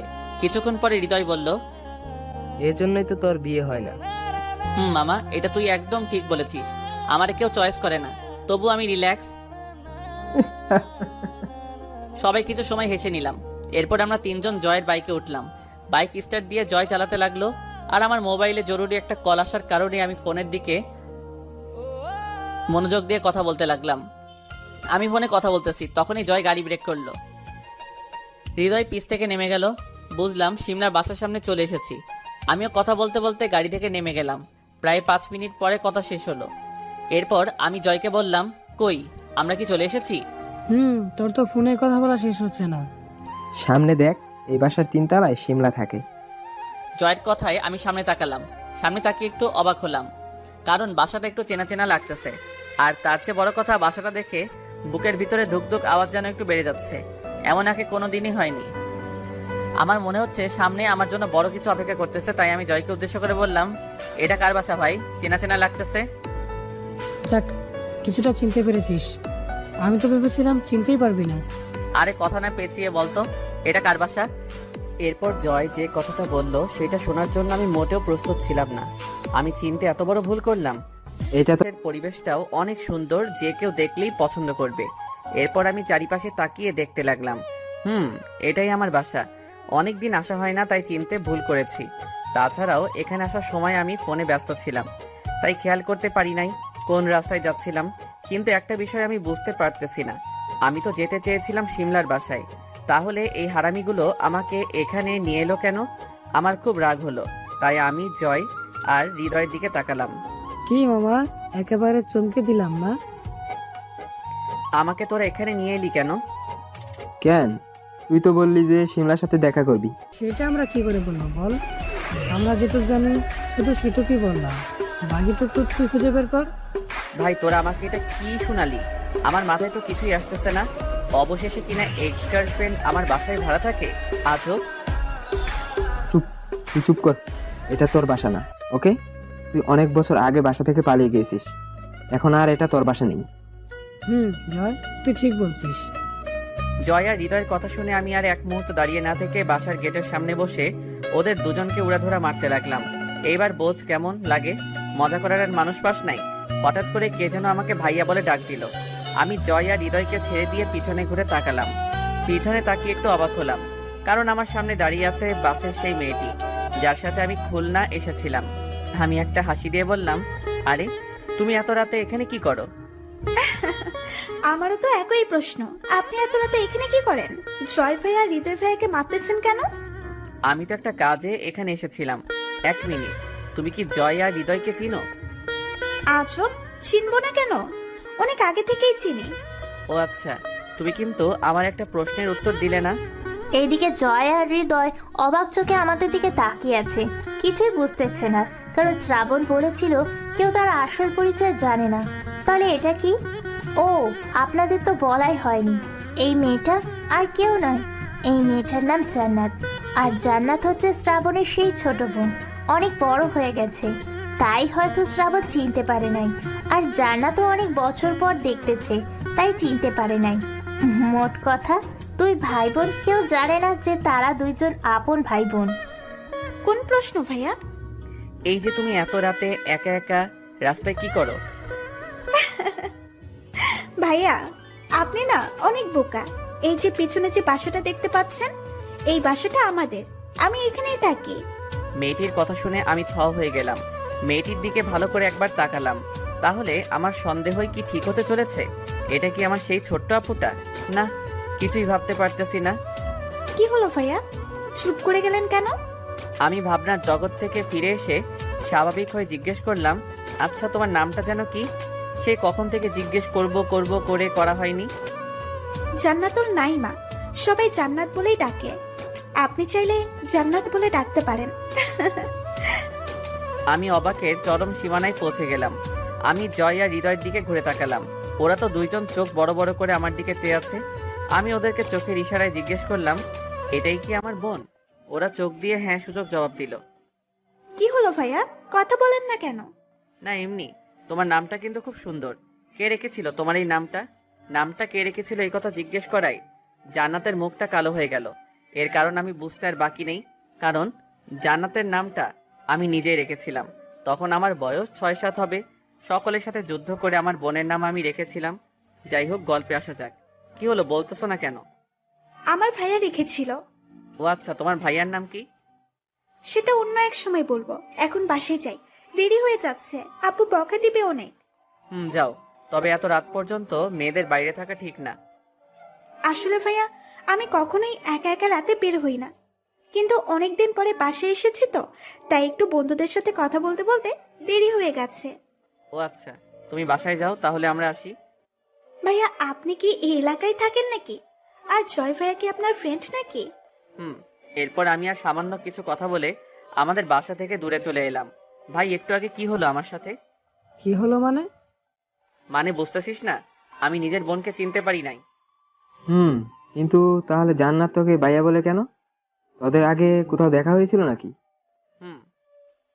এরপর সবকিছু খুলে বললাম। কি বলিস, এত কিছু? আমার কাছে বাসে বসে জান্নাতকে চেনা চেনা লাগতেছিল, তাই তো ওর সব কথা চুপ করে মেনে নিয়েছিলাম। কিন্তু শিওর ছিলাম না এটাই জান্নাত। কিন্তু ভাই আসল কাজটাই তো হলো না। কি কাজ? আরে মিয়া, আমাদের ভাবিকেই তো দেখাতে পারলাম না, শ্রাবণকে। ফাইজলামও বন্ধ কর। সিমরা তোদের ভাবি হতে যাবে কোন দুঃখে? সেটা সময় হলে দেখা যাবে। আচ্ছা ভাই, চল বাসায় যাই, অনেক রাত হয়ে গেছে। কালকে দেখা হলে দেখিয়ে দিমুনি ভাবিরে। হয় জানি তো, বাসায় কাউকে রেখে এখন বাইরে এক মুহূর্তের জন্য থাকতে মন চায় না। চল হৃদয়, তাড়াতাড়ি বাসায় যাই, গিয়ে খেলাধুলা শুরু করে দেই। ছি ছি ছি, একটু তো শরম কর হারামি। এরপর আমরা যে যার বাসায় চলে এলাম। বাসায় এসে অনলাইনে খাবার অর্ডার দিলাম। এরপর মোবাইলটা বের করে নাজমুলকে ফোন দিলাম। কিছু সময় রিং হওয়ার পরে ফোনটা রিসিভ করলো। জি স্যার, বলুন। কালকে পিরোজপুর যেতে হবে আপনাকে আমার সাথে। ওকে স্যার, কিন্তু কেন? একটা পুরনো হিসাব বাকি রয়ে গেছে, সেইটা মেটাতে যাব কালকে। ঠিক বুঝলাম না স্যার। আপনার বুঝে লাভ নেই, কালকে গেলেই বুঝতে পারবেন। Okay sir, good night. এরপর ফোন কেটে দিলাম। রুমে শুয়ে আছি আর ভাবতেছি কালকে পিরোজপুর থানায় গিয়ে ছেলেগুলোর কি হাল করব। খুব রাগ হচ্ছে নিজের উপরে। আপনারা তো কিছুই বুঝতেছেন না, আসুন আমি বুঝিয়ে বলতেছি। ঢাকা থেকে বাসে করে খুলনা আসতে গেলে পিরোজপুরের ভিতর দিয়ে আসতে হয়। আর পিরোজপুরে কি হয়েছিল আপনারা তো সেটা জানেন। জান্নাতকে কয়েকটা ছেলে আজে বাজে কথা বলেছিল। আমি তাদেরকে হালকা মেরেই পুলিশের হাতে দিয়ে দেই। কিন্তু আজকে যখন জানতে পারলাম ওরা আমার নিজের বোনকে এই কথাগুলো বলেছে, তাই প্রচুর রাগ উঠতেছে নিজের উপরে। চোখ বুজে শুয়ে আছি। যখন প্রচুর রাগ হয় তখন আমি এইভাবে অন্ধকার রুমে চোখ বন্ধ করে শুয়ে থাকি। হঠাৎ করে বাসার কলিং বেল বেজে উঠল। আমি গিয়ে দরজা খুলে দিলাম। দেখলাম একটা ছেলে খাবার নিয়ে এসেছে। আমি খাবার নিয়ে ভিতরে চলে এলাম। এরপর রাতের খাবার খেয়ে নিলাম। এখন রাগ অনেকটা কমেছে, তাই ল্যাপটপ আর 1 কাপ চা নিয়ে ছাদে চলে এলাম। ছাদের এক কোণে ছোট্ট একটা টেবিল এবং 2টা চেয়ার রাখা আছে। আমি ল্যাপটপ টেবিলে রেখে চা খেতে লাগলাম আর রাতের এই ঠান্ডা আবহাওয়ার মজা উপভোগ করতে লাগলাম। চারিদিকে কোনো শব্দ নেই, শুধু মাঝে মাঝে কয়েকটা গাড়ির আওয়াজ পাওয়া যাচ্ছে। এরপর আমি আলামিনকে ফোন দিলাম। এই হচ্ছে সে আলামিন যে নেট বিষয়ে একটু বেশি ধারণা। হ্যাঁ স্যার, বলুন, কি মনে করে ফোন দিলেন? আলামিন, একটু খোঁজ নিয়ে দেখতো এনামুলের বড় কোনো মিটিং আছে কিনা খুব তাড়াতাড়ি। 2 মিনিট সময় দিন স্যার, আমি খুঁজে দেখতেছি। 2 মিনিট পরে। স্যার, কাছাকাছি কোনো মিটিং নেই, তবে 1 মাস পরে অনেক বড় একটা মিটিং আছে, যেখানে অনেক বড় বড় লোকজন আসবে। সাধারণ কোনো মানুষ এই মিটিংয়ে আসতে পারবে না স্যার। যত বড় মিটিং হোক না কেন, এই শ্রাবণ সব মিটিয়ে প্রবেশ করার ক্ষমতা রাখে। স্যার, আমার থেকে ভালো সেটা আর কে জানে। বুঝলি আলামিন, এনামুলের ভাগ্যটা অনেক ভালো, তাই 1 মাস সময় পেয়ে গেল। জি স্যার, ঠিক বলেছেন। এরপর আরো কিছু সময় কাজের ব্যাপারে কথা বলে ফোনটা রেখে দিলাম। কিছু সময় চোখ বন্ধ করে রইলাম, তখনই আগে সে পুরনো দিনের কথাগুলো মনে পড়ে গেল। পুরনো কথা ভাবতে ভাবতে টেরই পাইনি যে রাত 1টা বেজে গেছে। তাই তাড়াতাড়ি চেয়ার থেকে উঠে সবকিছু গুছিয়ে নিয়ে নিজের রুমে চলে এলাম। এরপর আর 7-5 না ভেবে সোজা ঘুমের দেশে হারিয়ে গেলাম। সকালবেলা ঘুমিয়েছিলাম, তখনই বাসার কলিং বেলের আওয়াজে ঘুমটা ভেঙে গেল। ঘুম চোখে মোবাইলের দিকে তাকিয়ে দেখি সকাল 10টা বেজে গেছে। ইস, অনেক দেরি হয়ে গেছে। আজকে তো আমার পিরোজপুর যাওয়ার কথা ছিল। ও শিট! তাড়াতাড়ি বিছানা থেকে উঠে ব্রাশ মুখে দিয়ে দরজা খুলে দিলাম। দরজা খুলে সামনে তাকিয়ে দেখি নাজমুল দাঁড়িয়ে আছে, প্যান্ট শার্ট পরে একদম ফিট হয়ে চলে এসেছে। নাজমুল আমাকে এই অবস্থায় দেখে একদম হাঁ করে আমার দিকে চেয়ে আছে। কি হয়েছে? এইভাবে কি দেখেন মিস্টার নাজমুল? স্যার, সকাল 10টা বাজে আর আপনি এখনো ব্রাশ করেন নাই? দূর, আজকে সকালে ঘুম থেকে উঠতে একটু দেরি হয়ে গেছে আর কি। তুমি ভিতরে এসে বসো, আমি ফ্রেশ হয়ে আসতেছি।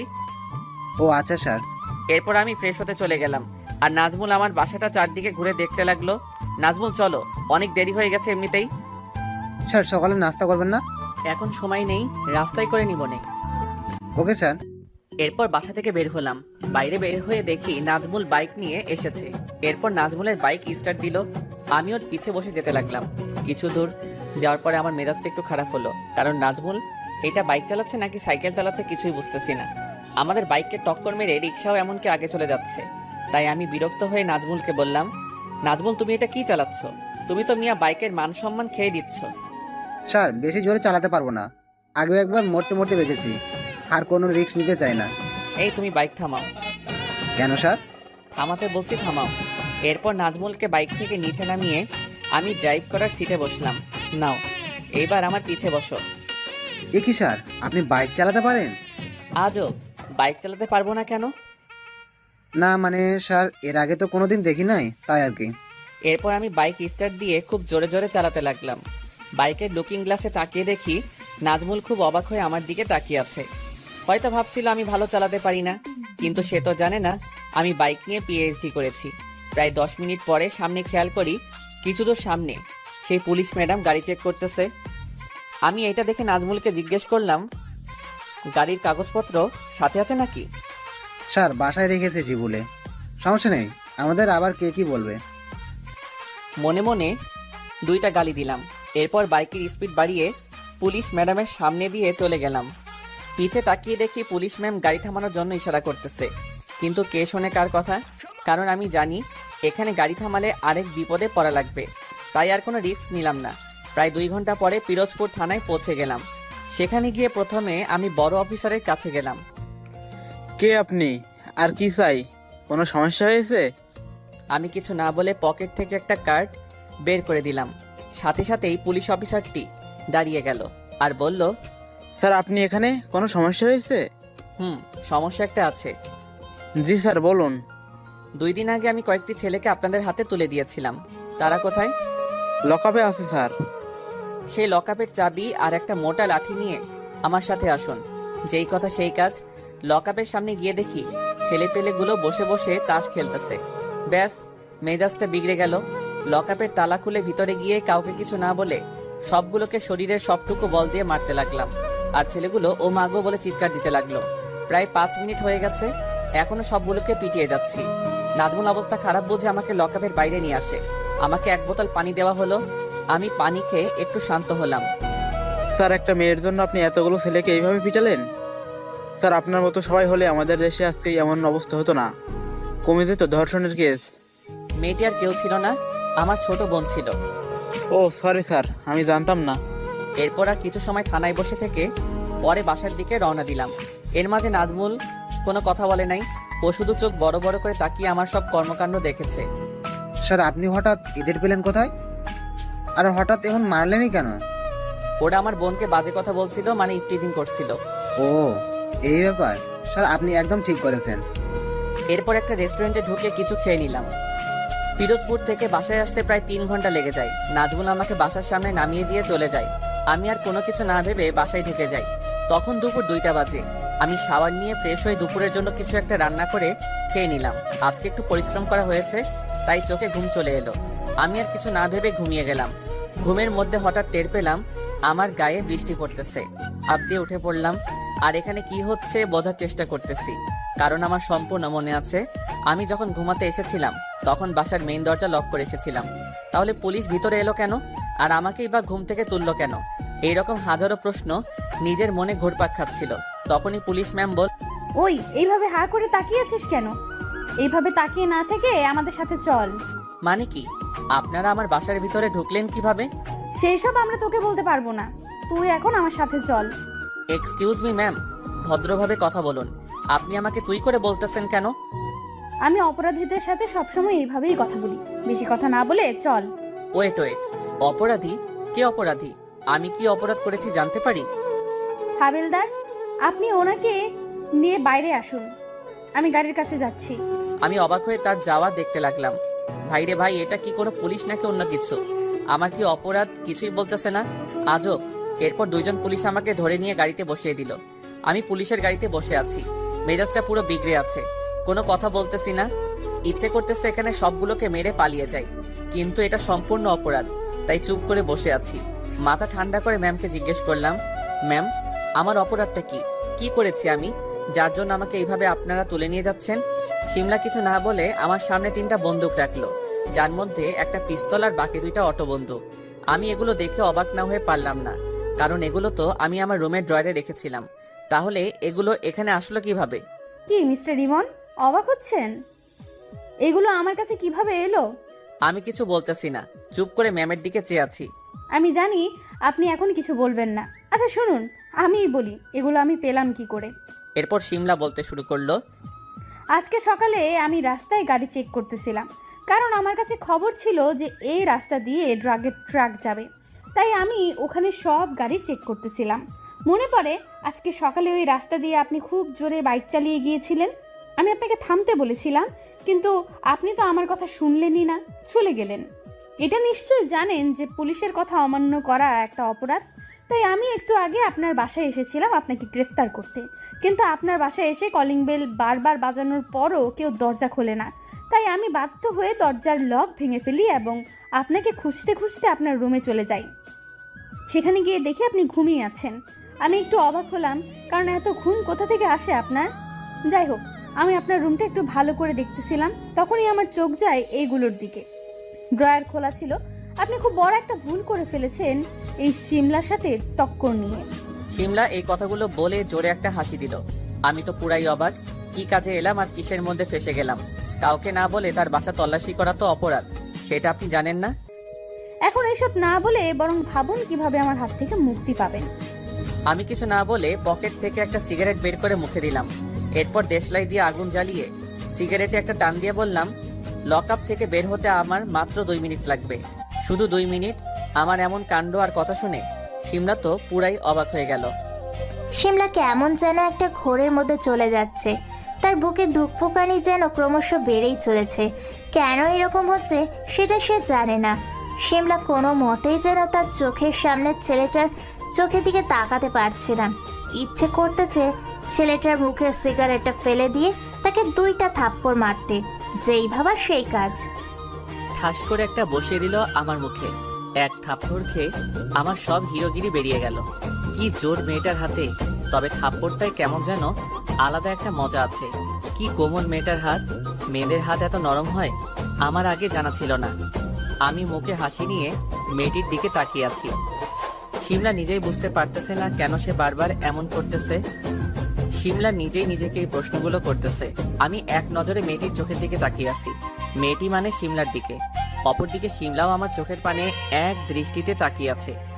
দেখে মনে হচ্ছে কোনো রোমান্টিক মুভির শুটিং হচ্ছে এখানে। গাড়ি চলাকালীন সময়ে হঠাৎ ভাঙা জায়গায় গাড়ির চাকা পড়ে যায়, ব্যাস শিমলার ঘোর কেটে যায়, সাথে আমারও। সামনে তাকিয়ে দেখি শিমলা অন্যদিকে মুখ ঘুরিয়ে আছে। মুখ দেখে স্পষ্ট বোঝা যাচ্ছে লজ্জা পেয়েছে। আমি বুঝি না এটা মেয়ে নাকি অন্য কিছু। লজ্জা পেলে এই মেয়েকে এত সুন্দর লাগে আগে জানা ছিল না। প্রায় 30 মিনিট পরে থানায় চলে এলাম। আগের দিনের মতো আমাকে লকআপে ঢুকিয়ে দেওয়া হলো। আমি সেখানে বসে পড়লাম। এখান থেকে শিমলা ম্যামকে স্পষ্ট দেখা যায়। আমি এক নজরে তার দিকে তাকিয়ে আছি। আমি কিছুই বুঝতে পারতেছি না। এর মানে কি? আমি কারো প্রেমে পড়ে গেছি? এটা কি করে সম্ভব? এই জীবনে কত রকমের মেয়ে যে দেখেছি তা বলে শেষ করা যাবে না। কই আজ পর্যন্ত তো কারো উপরে ক্রাশ খেলাম না, তাহলে আজকে কেন এই মেয়ের উপর থেকে চোখ ফেরাতে পারতেছি না? অবশেষে আমি আবার প্রেমে পড়ে গেলাম। আমার যে করেই হোক এই মেয়েকে চাই। আর কতদিন এইভাবে সিঙ্গেল থাকবো? এইবার ভাবতেছি বিয়েটা করেই ফেলবো। শিমলার দিকে তাকিয়ে এগুলো ভাবতেছিলাম, তখনই খেয়াল করলাম শিমলাও আমার দিকে তাকিয়ে আছে। হঠাৎ করে শিমলা আমার কাছে এসেই আমাকে বলল, ওই তোর সমস্যা কি বলবি আমাকে?